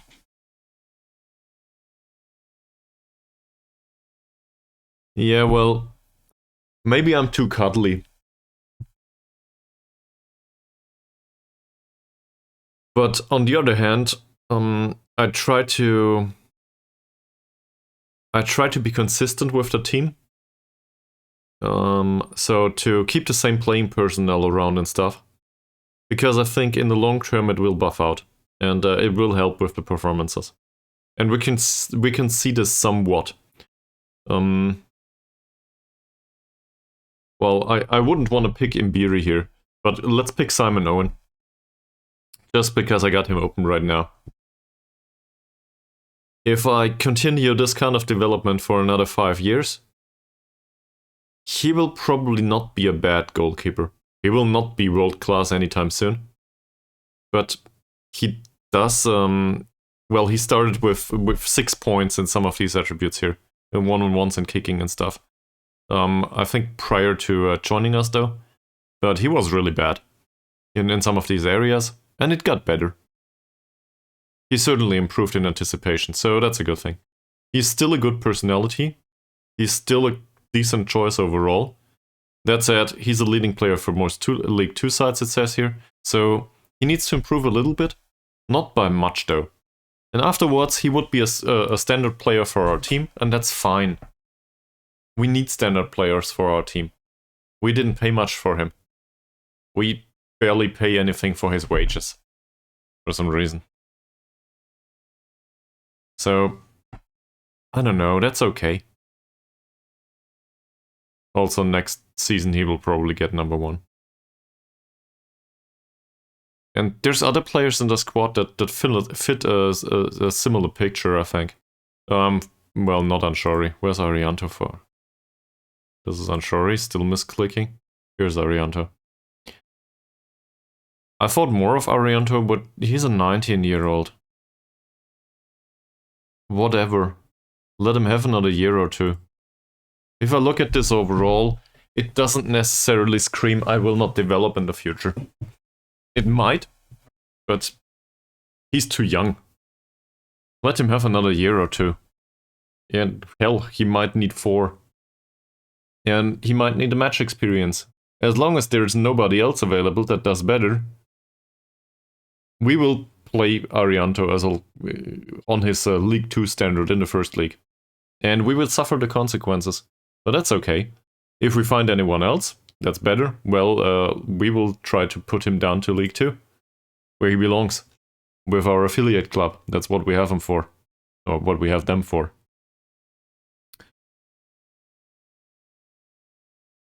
But I think in some cases we can just stick to the players and see what's going on. In other areas, like for example Ari. Ari is an example that I'm willing to go into detail now. So he's usually a striker. As an advanced forward, I'm not sure what to do with him. His finishing is so bad. Sure, he might create some, but his passing is also bad. That doesn't make much sense. As a poacher, yeah, I think we've been there. He has good acceleration and stuff, mentals are off, his finishing isn't great. Pressing forward, barely. I guess he has some of what's needed, but there's stuff that's played in the obelisk and that's missing.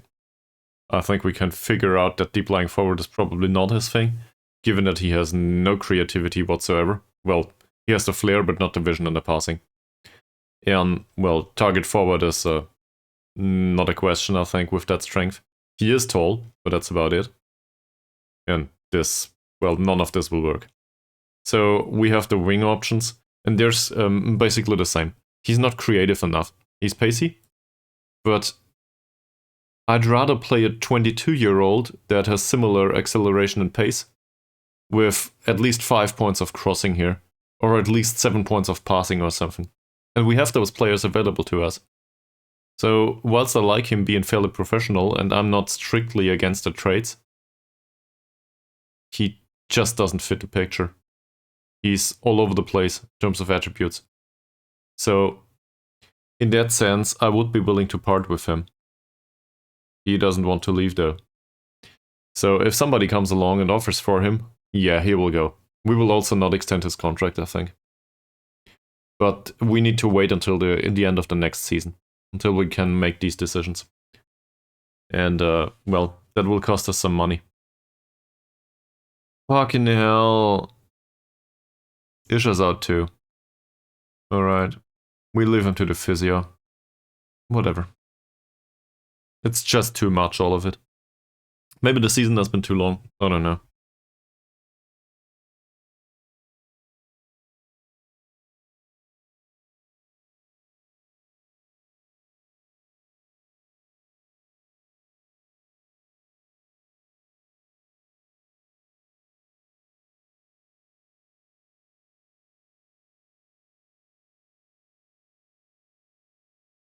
Everybody's out.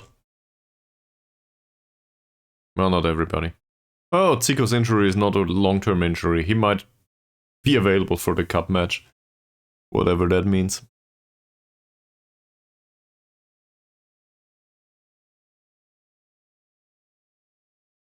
Maybe I shouldn't have changed the way we trigger the press. That did work though, overall. So it's not even down to that, I think.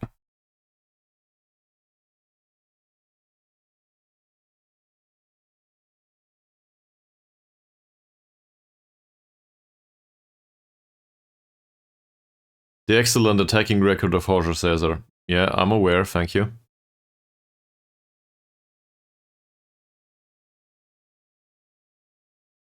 There's trials that finish, loans that finish, contracts expiring.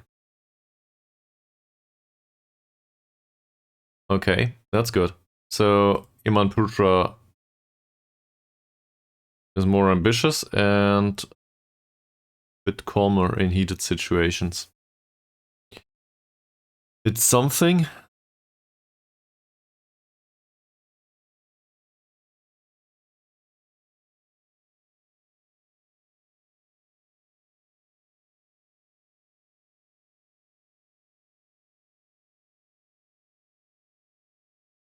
What about the affiliate club? When can they take in players?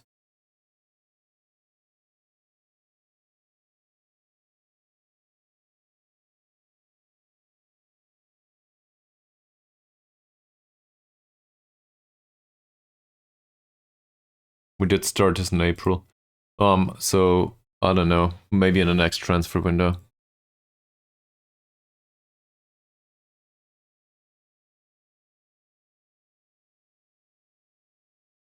Alright. I gotta have another bathroom break, sorry. BRB.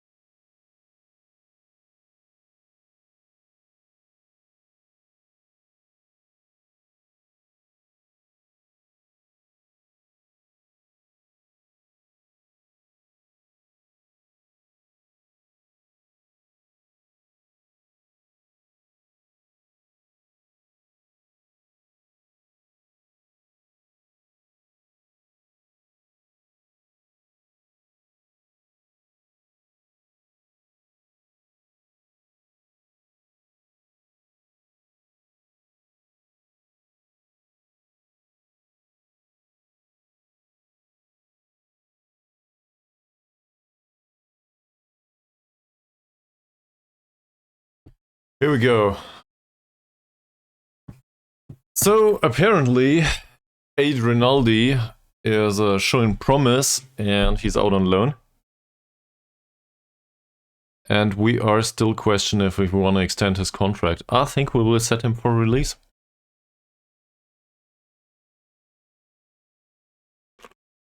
Because he has the potential to be a League 2 central defender, and I don't think I want a League 2 central defender. He's also wanted by the end of the contract.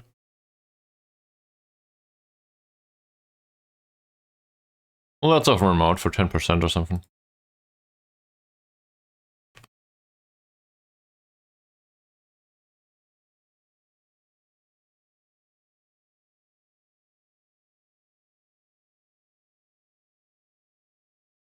The under-18s manager's contract will run out too.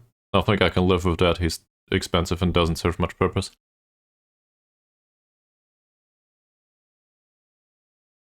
Iskander Hanafi. He's out on loan right now. So either we give him a professional contract, or we just let him leave. Does this seem like winger material that is useful to you?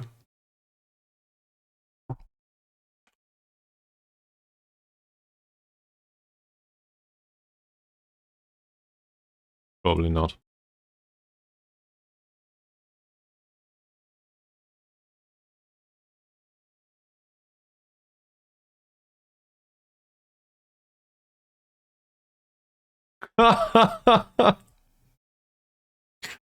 Well, congratulations on that, bravo.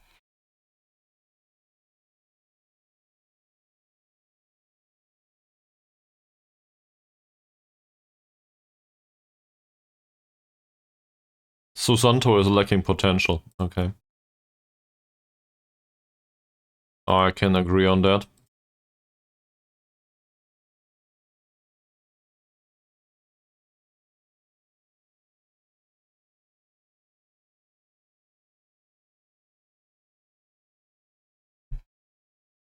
Lol. This is an important cup game, so we should play our strongest side.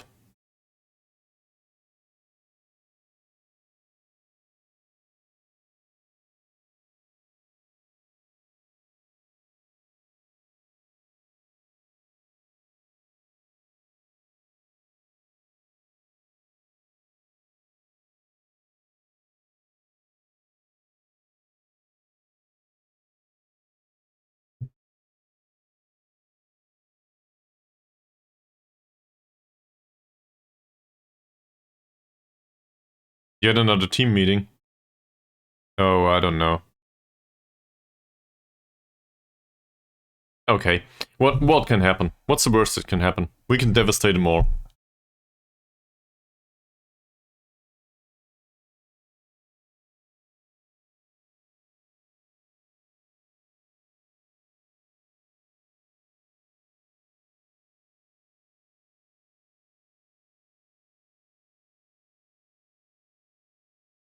So we're still expected to ease the expectations here.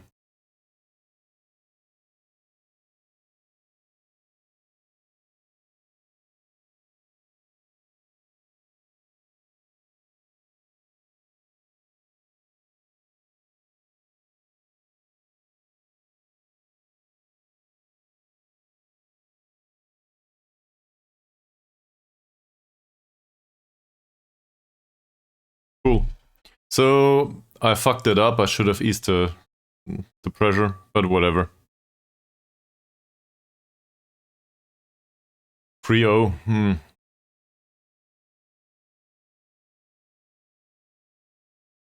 The thing is, I didn't want to repeat myself. I used the pressure last time, and you knew how that turned out.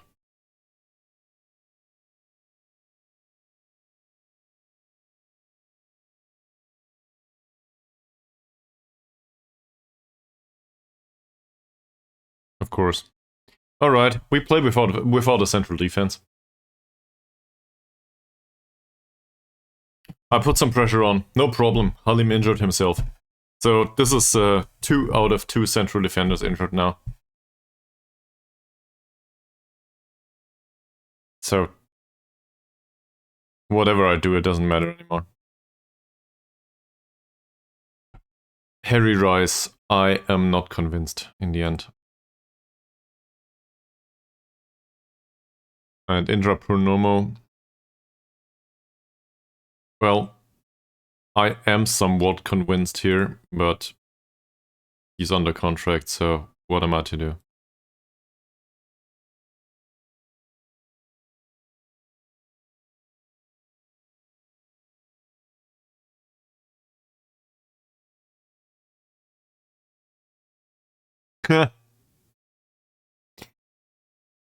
Well, that will probably not happen in this team, though.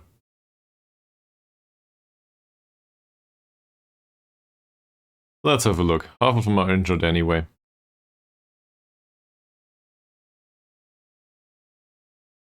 Alright, no use talking to me anymore.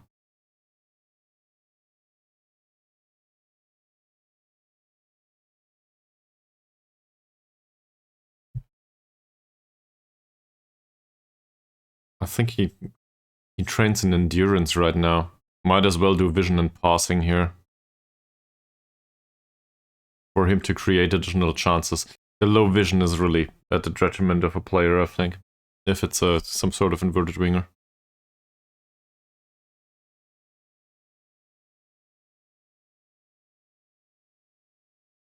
I have no complaints about Owen's training.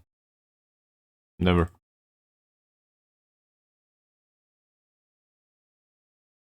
And Shuri does really well. Given that he will replace Sukipto, that's good. But Yansia's performances on the pitch have been lackluster recently. Well, same for Tabuni. Abidin might make it to the pitch, actually.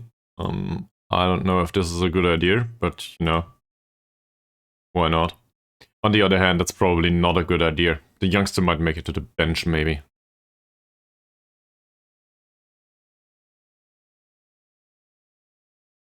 Skanders. Well, in comparison to Imbiri, that's not a choice. Wahab, bah. He was fine for those 2 or 3 games. Malik's performance was not good.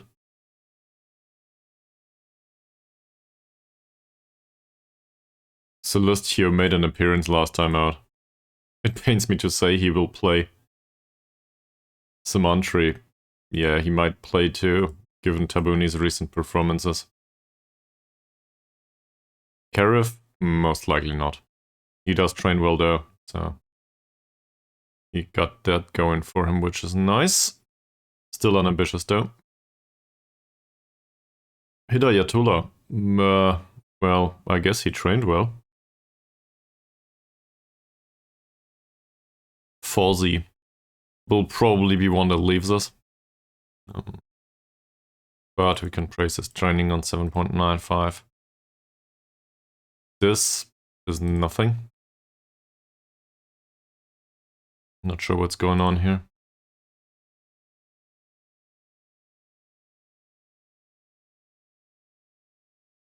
Ari declines. I really want to get rid of him.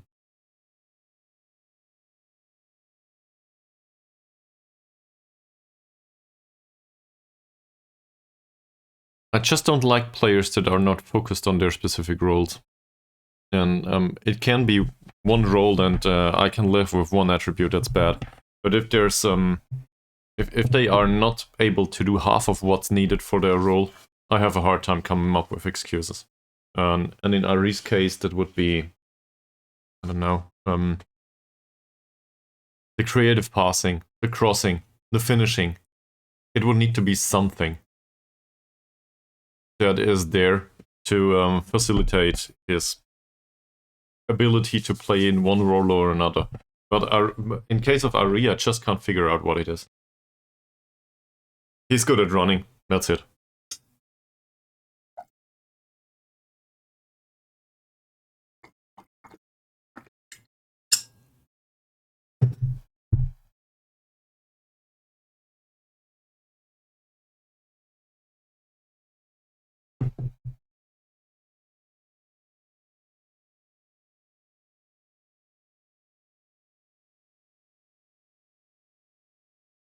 I did buy players though, I did sign players though, that have a specific focus now.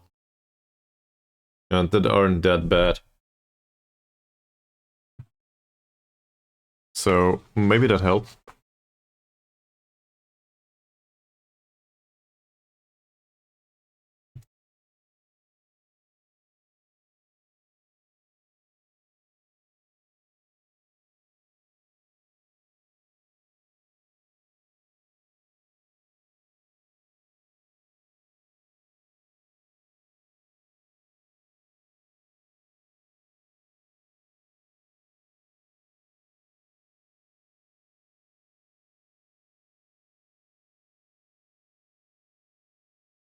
Team cohesion's good at least.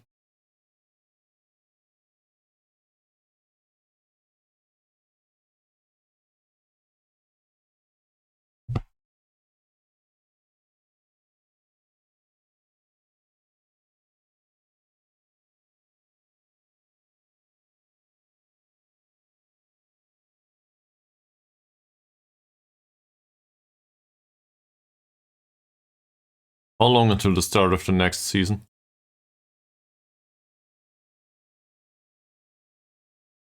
That's long, isn't it? There will be a break.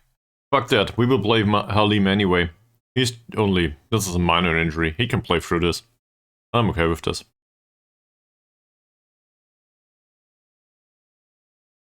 So, we need a right back here. It's not like we have much of a choice. I guess Yusuf comes along.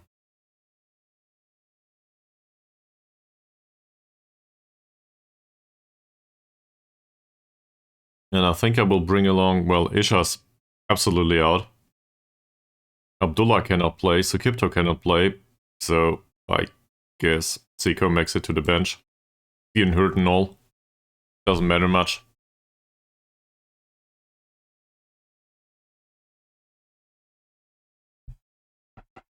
This is the best I can come up with, yes. We will not roll it out though. Well, we could.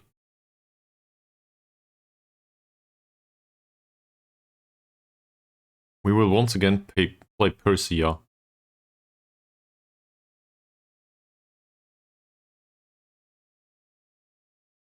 I think I'll try to go with distribution in wider areas this time, to the flanks.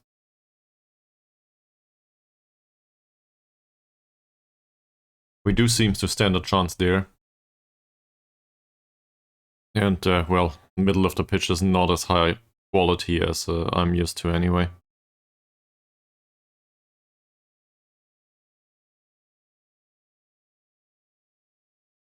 I hate it so much.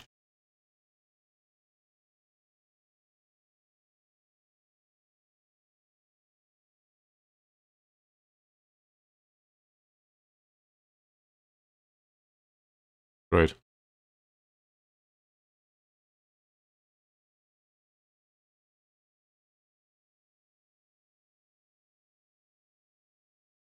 Honestly, I'm not sure if it's worth it, but I'll do it again.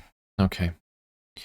So, his bravery is a bit low. Plays short, simple passes, no through balls. He does place shots though.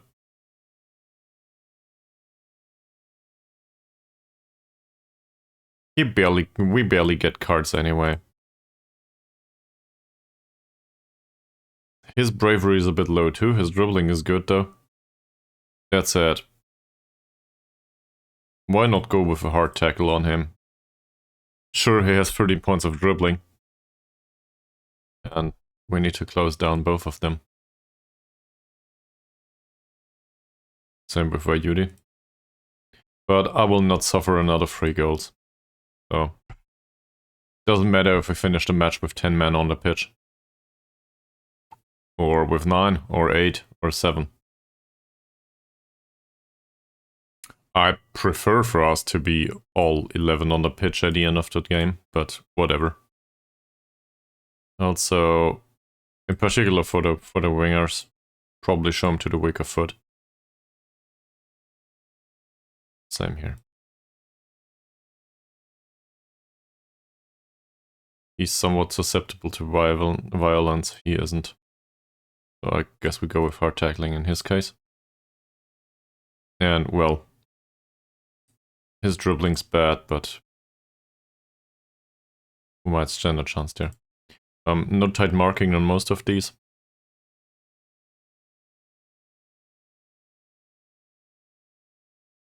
No tight marking on any of these. That said, he needs to be closed down. His passing is okay and his dribbling is not... his dribbling... never mind, it's this one. His passing is okay and his crossing is even better, and we have seen this in the last match, I think. Might have been the other one. Yeah, it was the other one. He was okay. So we will close him down too. The other ones, we don't even need to close them down, right? Well, his passing with 8 is okay. Passing with 7 is okay too. Fuck. They might have rotated. Doesn't matter much. Alright, let's go. And I will hope that a team can make an impact today and have a better performance.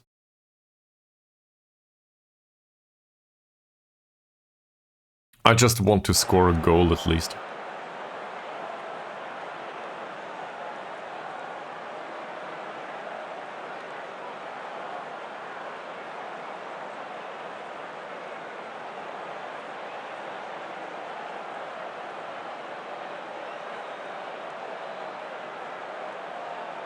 I think I'll still go with revenge.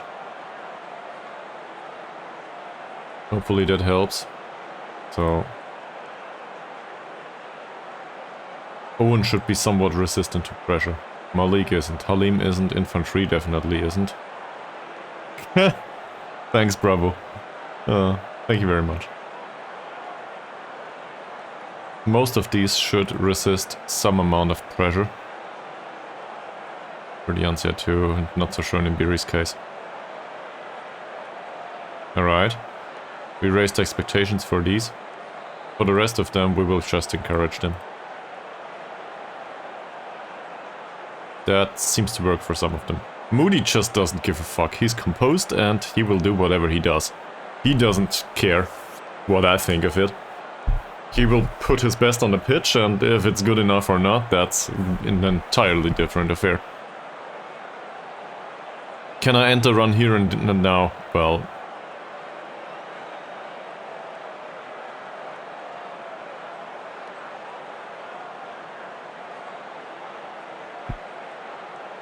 Yep.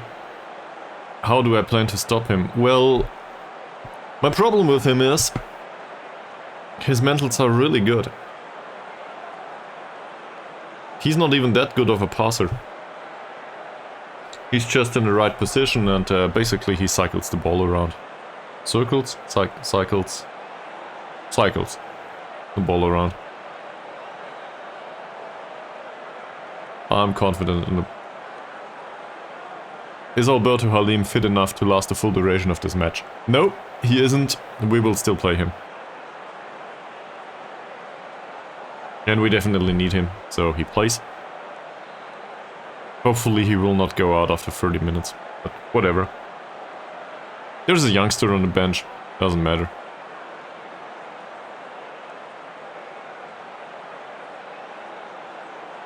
At least the colors in the background are fine this time out, not this absurdly ugly red.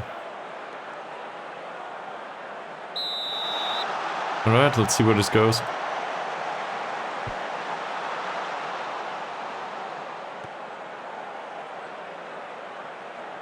This time we're trying to go for distribution towards the wings. There's some sort of fly around here. So if I do random movements with the hands in the future, it's some sort of fruit fly around here. You've been warned. Malik. Moody. Alright. Can you do something with this, Moody? Apparently not yet. Alim, Anshori. He's new to the team. Tabouni. Tabouni going for a long ball with Mbiri. Not a bad dribble. Yeah, Anshori again. Tabouni. Jorge Cesar doesn't turn. Tabuni. Anshori. Tabuni again. Nice pass. Moody. Not bad. It's something. It was a hopeful effort. And I think we can play even wider. That said, I don't want to disrupt play too much.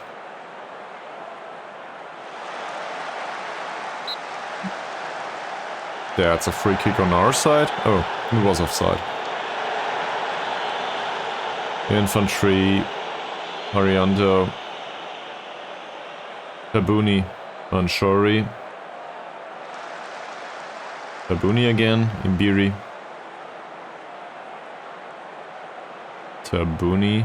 Anshori. And Halim. So, at least we're controlling possession so far. Well, some of it anyway. Moody...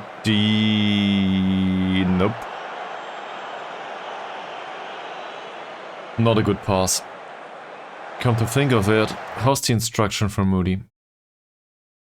Should be instructed to take fewer risks. Yes, he does.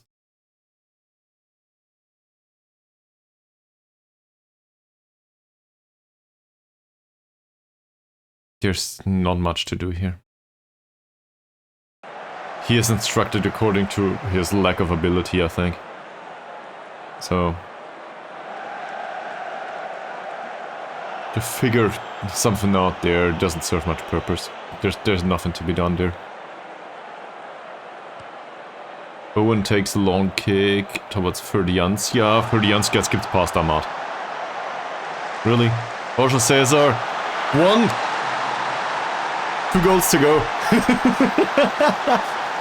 Well, that was kind of surprising.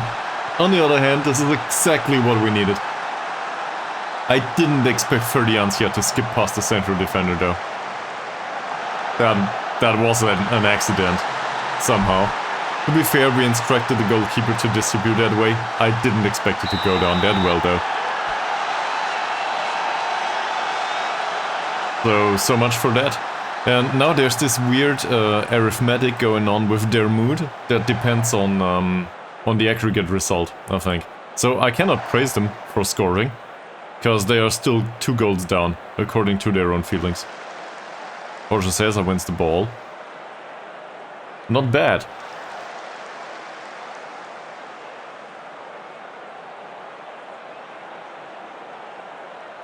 The problem is I don't know what to tell them. I guess encouraging might work. Yes, it does. Okay. Arianto. Ferdiancia doesn't win this one. Infantry. Oh. We went out of the penalty area for some reason. Infantry again. Central defender loses the ball. Imbiri picks it up. Imbiri. Halim. That's a nice ball. Moody. Come on, cut inside. He does. Ah. His pass was intercepted. At least the concept was visible. Anshori didn't win back the ball here. So Prianto. Sanchaya. Well done, Moody. Well done. Decent ball. Anshori with a long ball towards Ferdiancia. Please tell me this is a way to score. Ah! Well, I guess Bravo believing makes a difference. We do stand a chance here. The only question is, can we convert our chances? Moody. Halim. Crossbar!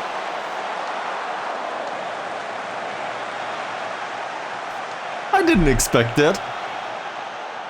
What's going on?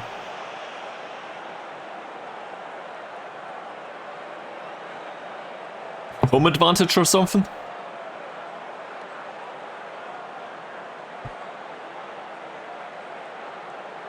Oh no, we face a free kick. Siaputra, that's past goal. Low grade chance, we definitely had the better one so far. Well, same can be said about last oh fuck. That was well defended. Went straight into the wall. Might have to do with the hard tackles, I think. So I will take them off after this scene, though.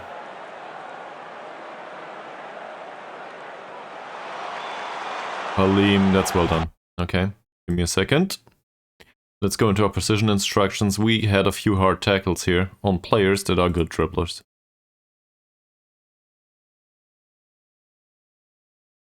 Basically all of these.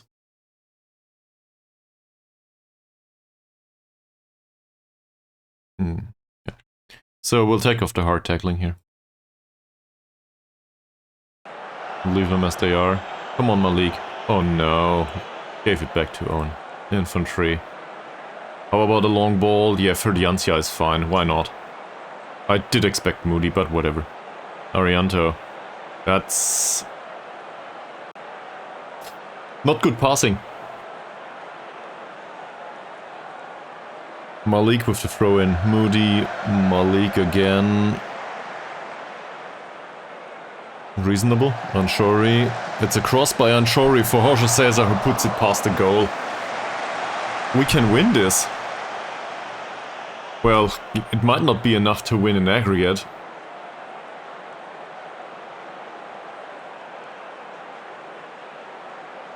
Indiri. Anshori. And Halim. Anshori again. That's a nice long ball by Anshori for Jorge Cesar, who skips past his marker. Second goal of the game by Jorge Cesar. Will he save the cup for us? What the hell?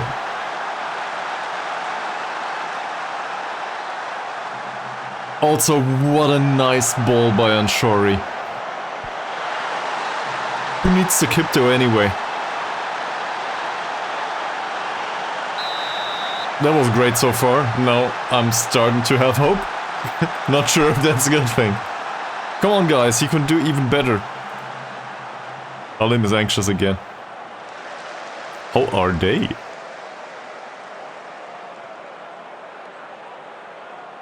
That's a ball for Owen. Let me have a look. Nervous? Well, why would that be?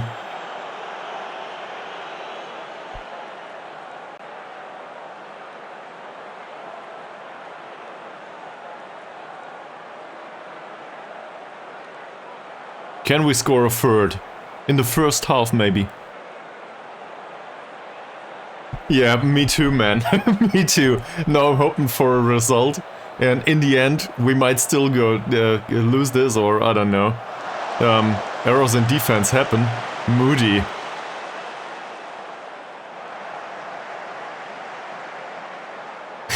Well, what a dribble. Jorge Cesar not offside. Imbiri. Will he go through the middle? Well, there was some shot. I guess good for him taking the shot in this situation. Even if it wasn't a good idea. Arianto, Tabuni, Infantry, Arianto. Arianto. What the hell? Okay, I guess it's something. Halim is still anxious.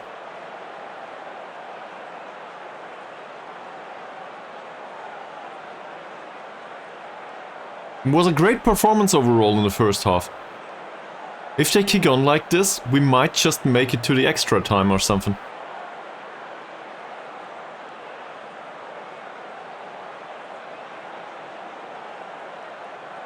Go on like this, it's fine.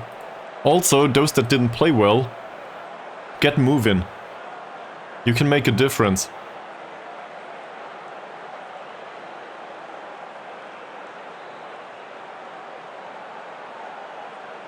And I will specifically praise Jorge Cesar. Alright. Fingers crossed for the second half. That might just go down as one of the most absurd cup victories ever. At least for me. For the Antia losing the ball immediately. That's not good. Ahmad. They all seem to be somewhat motivated.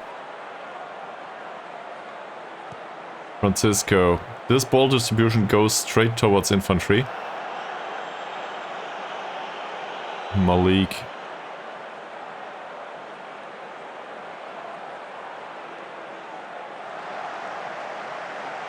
Not bad. Imbiri. Doesn't go for goal. Goes for Malik again. Anshori. Tabuni.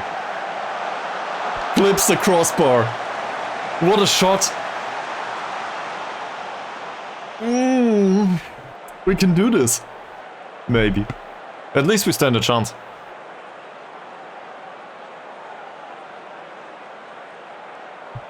Now, the only question is, when do we shake things up? I don't wanna. We have a really good performance overall. Malik, Moody, Malik again. Malik's cross. Jorge Cesar. Hat-trick! I didn't expect that. Scores are even.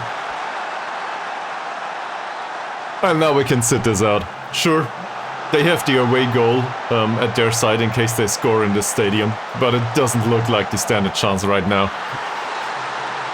We can just sit this out. Let's see. What a performance. Will we actually get a result here? Well, it's been a result already, hasn't it? Isha's not available, so Jorge Cesar will probably make it to the 90 minutes though.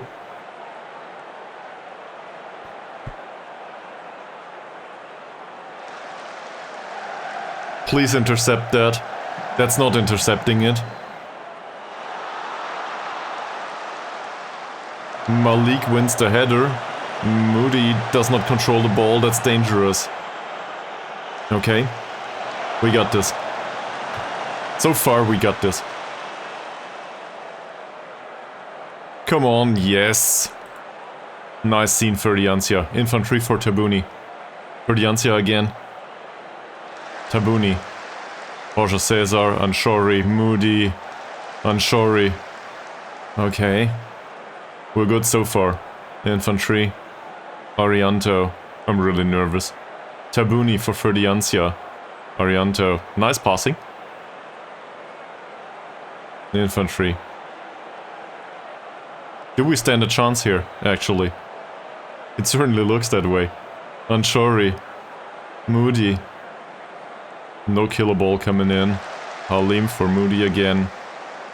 That's probably offside, is it? Yes, it is. Well, an effort has been made. I think I will go with praising now. That might not go down well, given that they look at the aggregate, but... no, they like it. Okay, it's certainly deserved. All of the praising. Hat-trick by Jorge Cesar. He picked the right match to go back into the goal scoring. No. Well, Infantry, you are really shitty as a central defender. It cannot be overstated. Look at Anshori's performance. What's that for a debut? Really nice.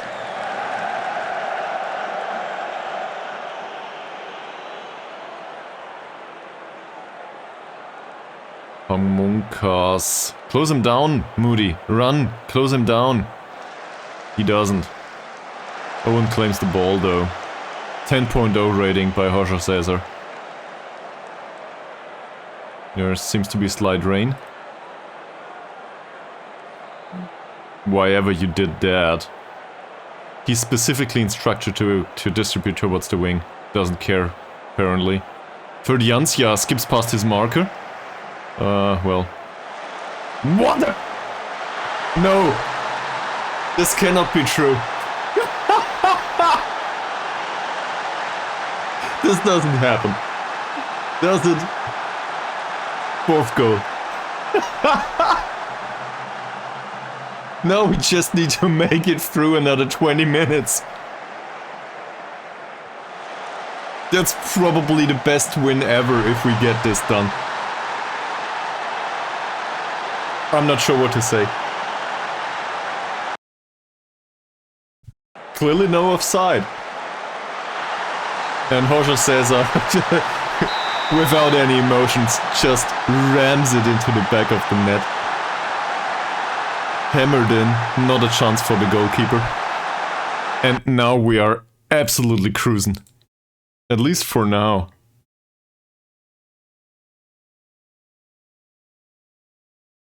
They must be devastating. Winning the first leg by 3 goals and going down without a trace in the second leg so far. I didn't expect anything. Really. Don't let him cross. Don't let him win the header. Don't do anything stupid. Like this. Ahmad. Oh, that was close. We got lucky. Also, we'll start the time wasting now. No regrets. And I know we still have substitutes. In case that's needed. I just don't know who to bring on.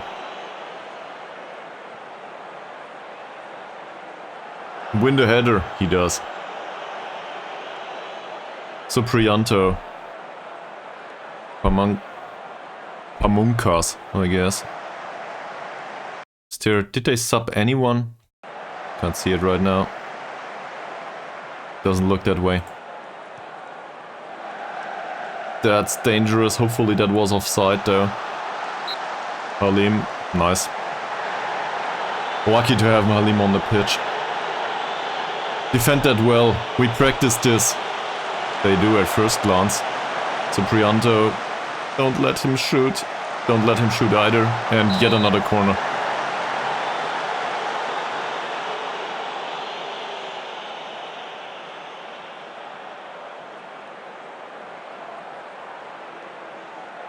Putra.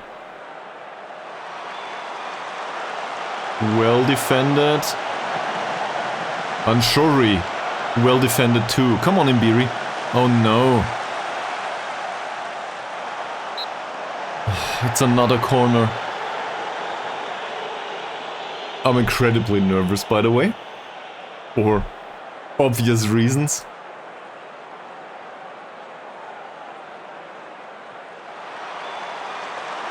Jorge Cesar. What a header. By the way, putting on the Brazil shirt has worked, at least for Jorge Cesar, but we do concede a goal. So much for time wasting. And now we need to score another one.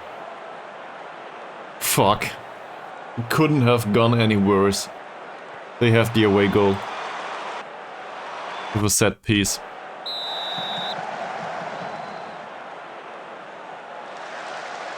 I'm not even sure how to go about things. They still push up really high. Infantry, Tabuni, Arianto. If they score a second, we're done. So, well, we're done now. Jorge Cesar wins the header. I'm sure he's not there. Oh, we were so good. Arianto, Imbiri, Arianto again. Sadly, no goalkeeper's mistake here. So what's available on the bench? Ari, Zico, Sumantri, Utama, Sulistio and Yusuf. Halim has a decent match. Gotta give him that. Infantry's match is absurdly bad. We'll bring on Sulistio for infantry. I've had enough of this. The other ones are fine, more or less. They are motivated, focused, and so on. I cannot find a reason to substitute anyone here. Come on, Celestia.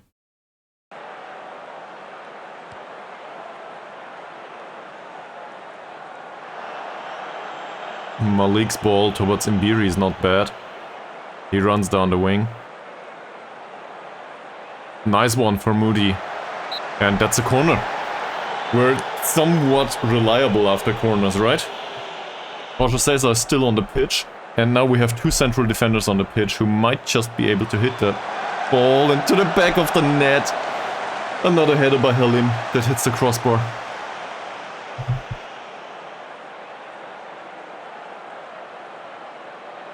"80 minutes.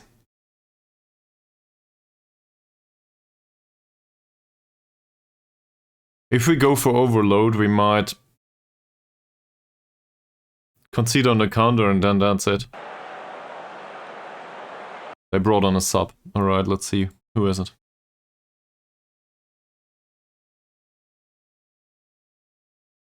It's Yogi Rivai, who is a decent central defender.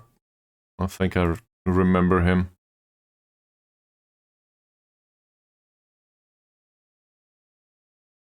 We gotta try though. We gotta try. There's not much left in us, so we gotta try our best. And we will bring on 2 of the attacking options, I think. In this case, we'll go with Zico and Ari, I guess.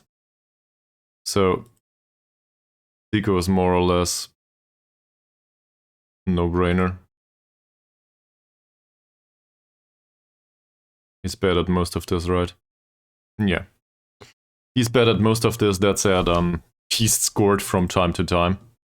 So Moody comes off. And do we bring on Ari? I guess he's focused and Imbiri's done. We will have Jorge Cesar on the pitch for the remainder of the match. So we'll bring on Ari. He will shoot less often though, cross less often.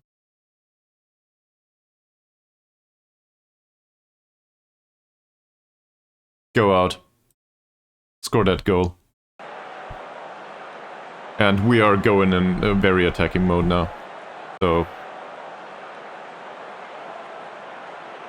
this might not create any more chances, I don't know.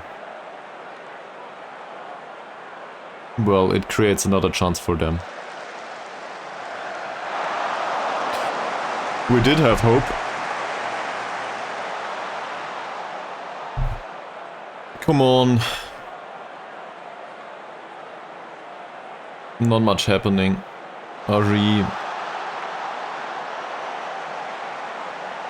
Arianto for Jorge Cesar, who wins the header. Ferdiancia.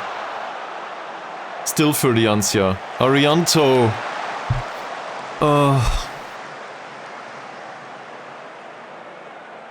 Malik is shown a yellow card. I don't care. Ferdiancia with another free kick. Abedin. We win the header. We keep possession of the ball. Doesn't matter. Get it into the penalty area. Tabuni wins the header, but we do not stand a chance here. Can we play very wide, please? That's certainly needed. Celestio, Tabuni. That's offside. Should have gone very wide from the start. I think that was a wrong instruction on the overload tactic. This is why it's not creating anything. Well, there's 1 minute to go. It's not like we can change it now. It's probably offside too. Doesn't matter. Abedin. Ferdiancia wins back the ball. Well, 40 seconds. Arianto. That's really bad. Shit. Halim. Malik with a long ball that finds Ari. And Ari has a shot on goal in the end. That's probably the match. I hate to say it, but we lose. Due to an away goal, we lose. Those fuckers.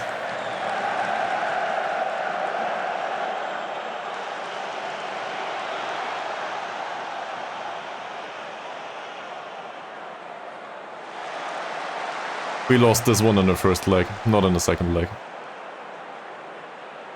Sure, in aggregate we lost it due to the away goal, but we lost it in the first leg. We shouldn't have conceded 3 goals. I don't know. This cannot happen, so we need to work on our defending. That's it.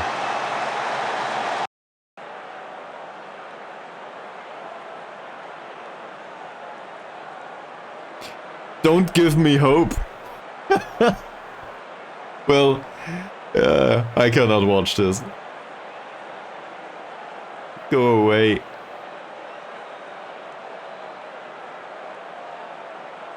This is the worst. They win the cup, the local rivals win the cup and celebrate within our stadium.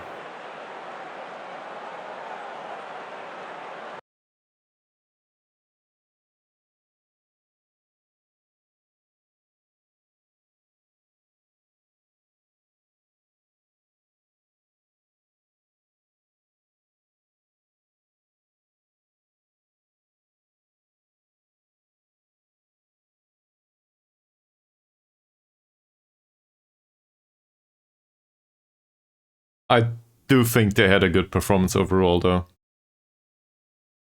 Fine, sort around. They won by 3 goals. It's just the first leg, really. So I will definitely I will ease the pressure now. Season's over. We do not make it to the Champions League. We get 60k though. For playing in the cup final. So whatever. Also, there might be minor amounts of money coming in from 25,000 people in the stadium.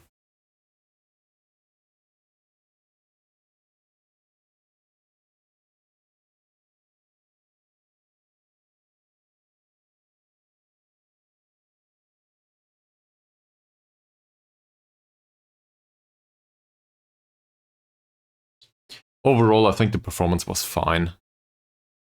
Due to the away goal, man. It was so close. Oh, it's 70k. Okay. So, that makes Jorge Cesar with his 4 goals and 5 shots on target, by the way. That gives him statistics of how many goals is that? He had 18 goals in the Indonesian Cup in 10 games. That's 42 goals in 41 matches.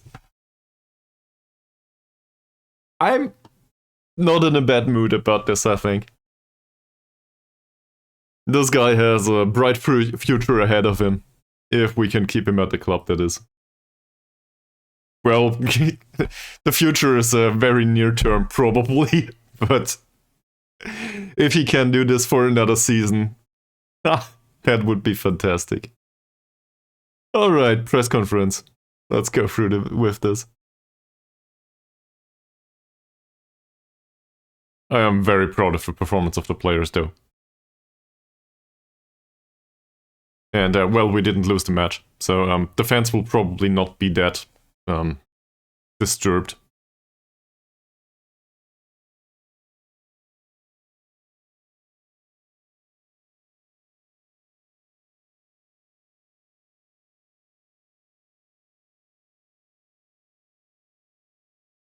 How did I gauge Jorge Cesar's performance? In fact, I wouldn't swap him. Not even for Erling Haaland. Who cares?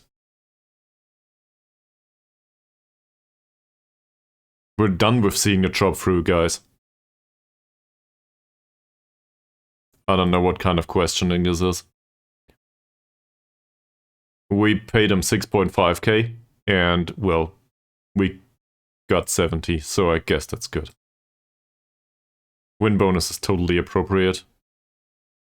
And that's it. No fixture scheduled right now. Let's have a look at the supporters' feedback. They are still devastated by this.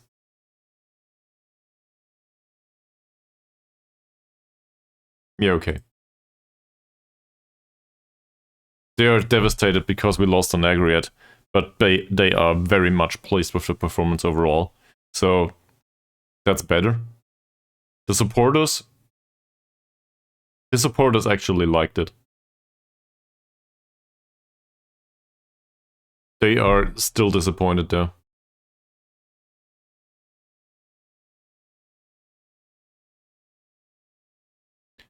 Okay.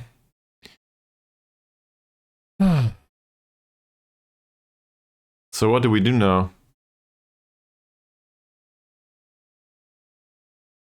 Good for you, I guess, and welcome to the stream.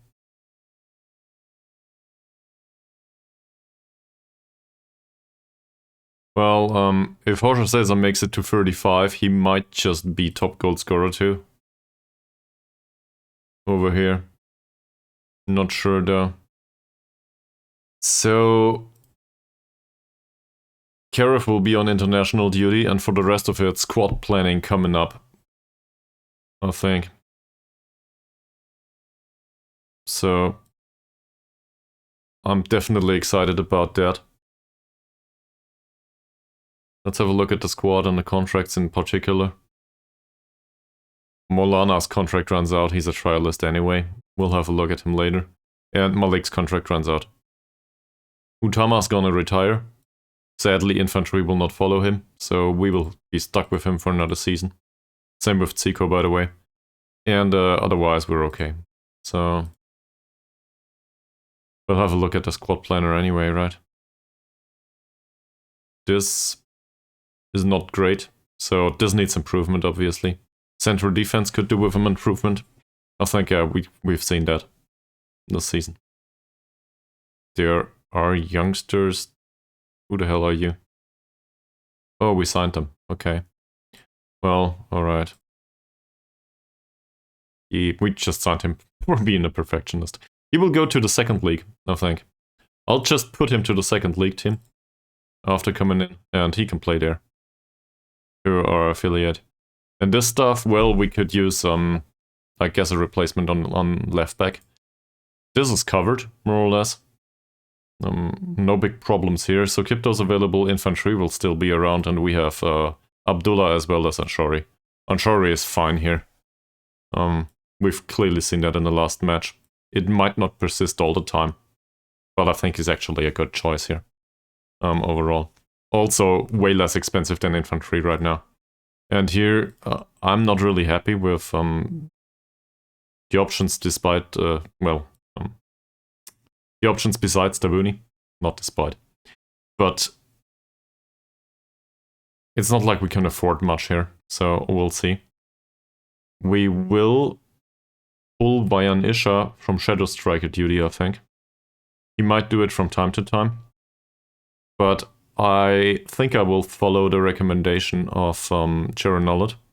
If we look at the overall attributes here, he has what's needed as a complete forward, more or less. He might not be perfect with it, but we can certainly try to include more creativity in that way. And most of the time it will be Horsha Cesar up front anyway. But Wayanisha trying to be complete forward is maybe not a bad idea. He is definitely a very creative option. So he has really good flair, vision passing technique, that's all fine. I think he can make an impact there. At least overall throughout an entire season, and well, we might need to turn him into a natural first, up front. But he has the traits for it, he has the skills for it. I think he should be fine. Hell, I might even train him in penalty taking. Because I don't know what to train him on either. No, otherwise, I guess strength would be decent. Then again, dribbling's also good. His first touch is good though, his technique is good. He could do with a reasonable finish, I guess, so we'll keep the shooting on. Why not? He's currently injured anyway. Yeah, okay, and with the tactics, I do not think we need to change much. It worked well throughout the season.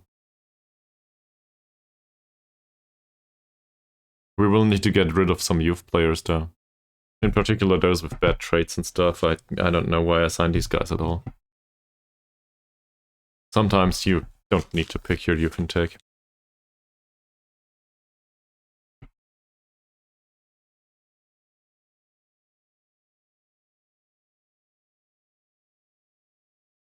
I don't know about the goals of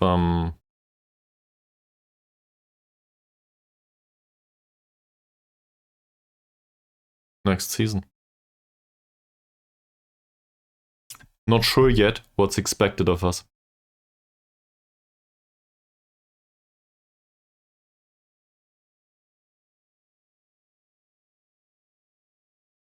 "42 goals by Jorge Cesar.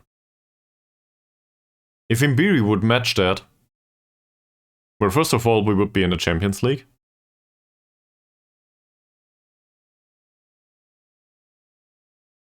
11 goals in 30 appearances. Okay. So, assuming he remains with the club, which is not certain,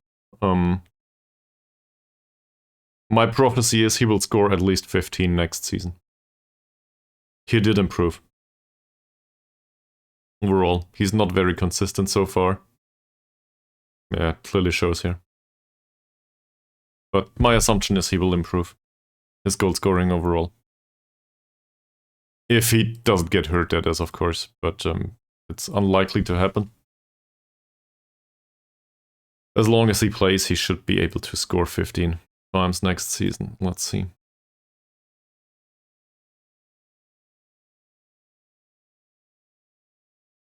Stadium was full. Record attendance. That's a record in gate receipts too. 110k. 8.43 average rating in the cup by Jorge Cesar. You cannot make this stuff up. He also broke the goal scoring record in the cup.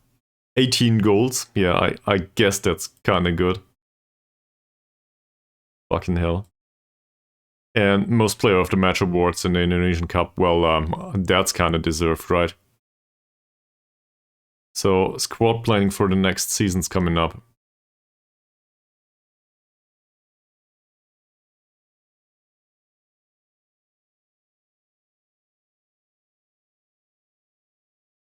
Jorge Cesar has won the Indonesian Cup Most Valuable Player Award, unsurprisingly, with 18 goals in 10 matches.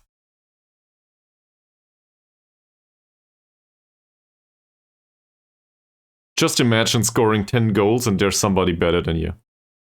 Wow. They will go down, by the way. Well, he also scoops the top goal scorer award. Yeah, true. That's not surprising at all.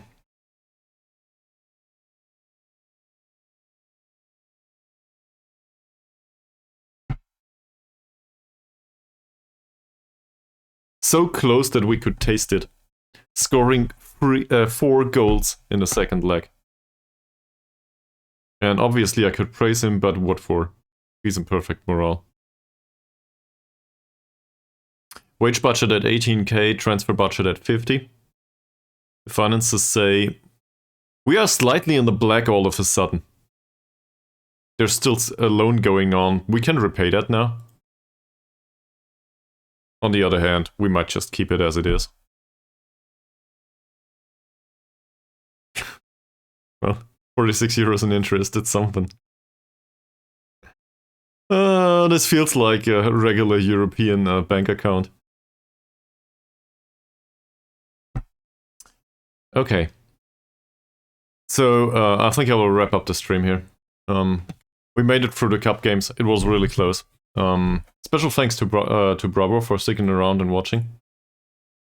And, well, I will probably see you all either on Monday or maybe later today if I cannot refrain from doing another preseason episode. But for now, I'm really tired and I need to go and have some food. So, yeah, maybe even some shopping for groceries. We'll see. Anyway, thanks for watching. Have a good time. And we will see each other soon. Bye.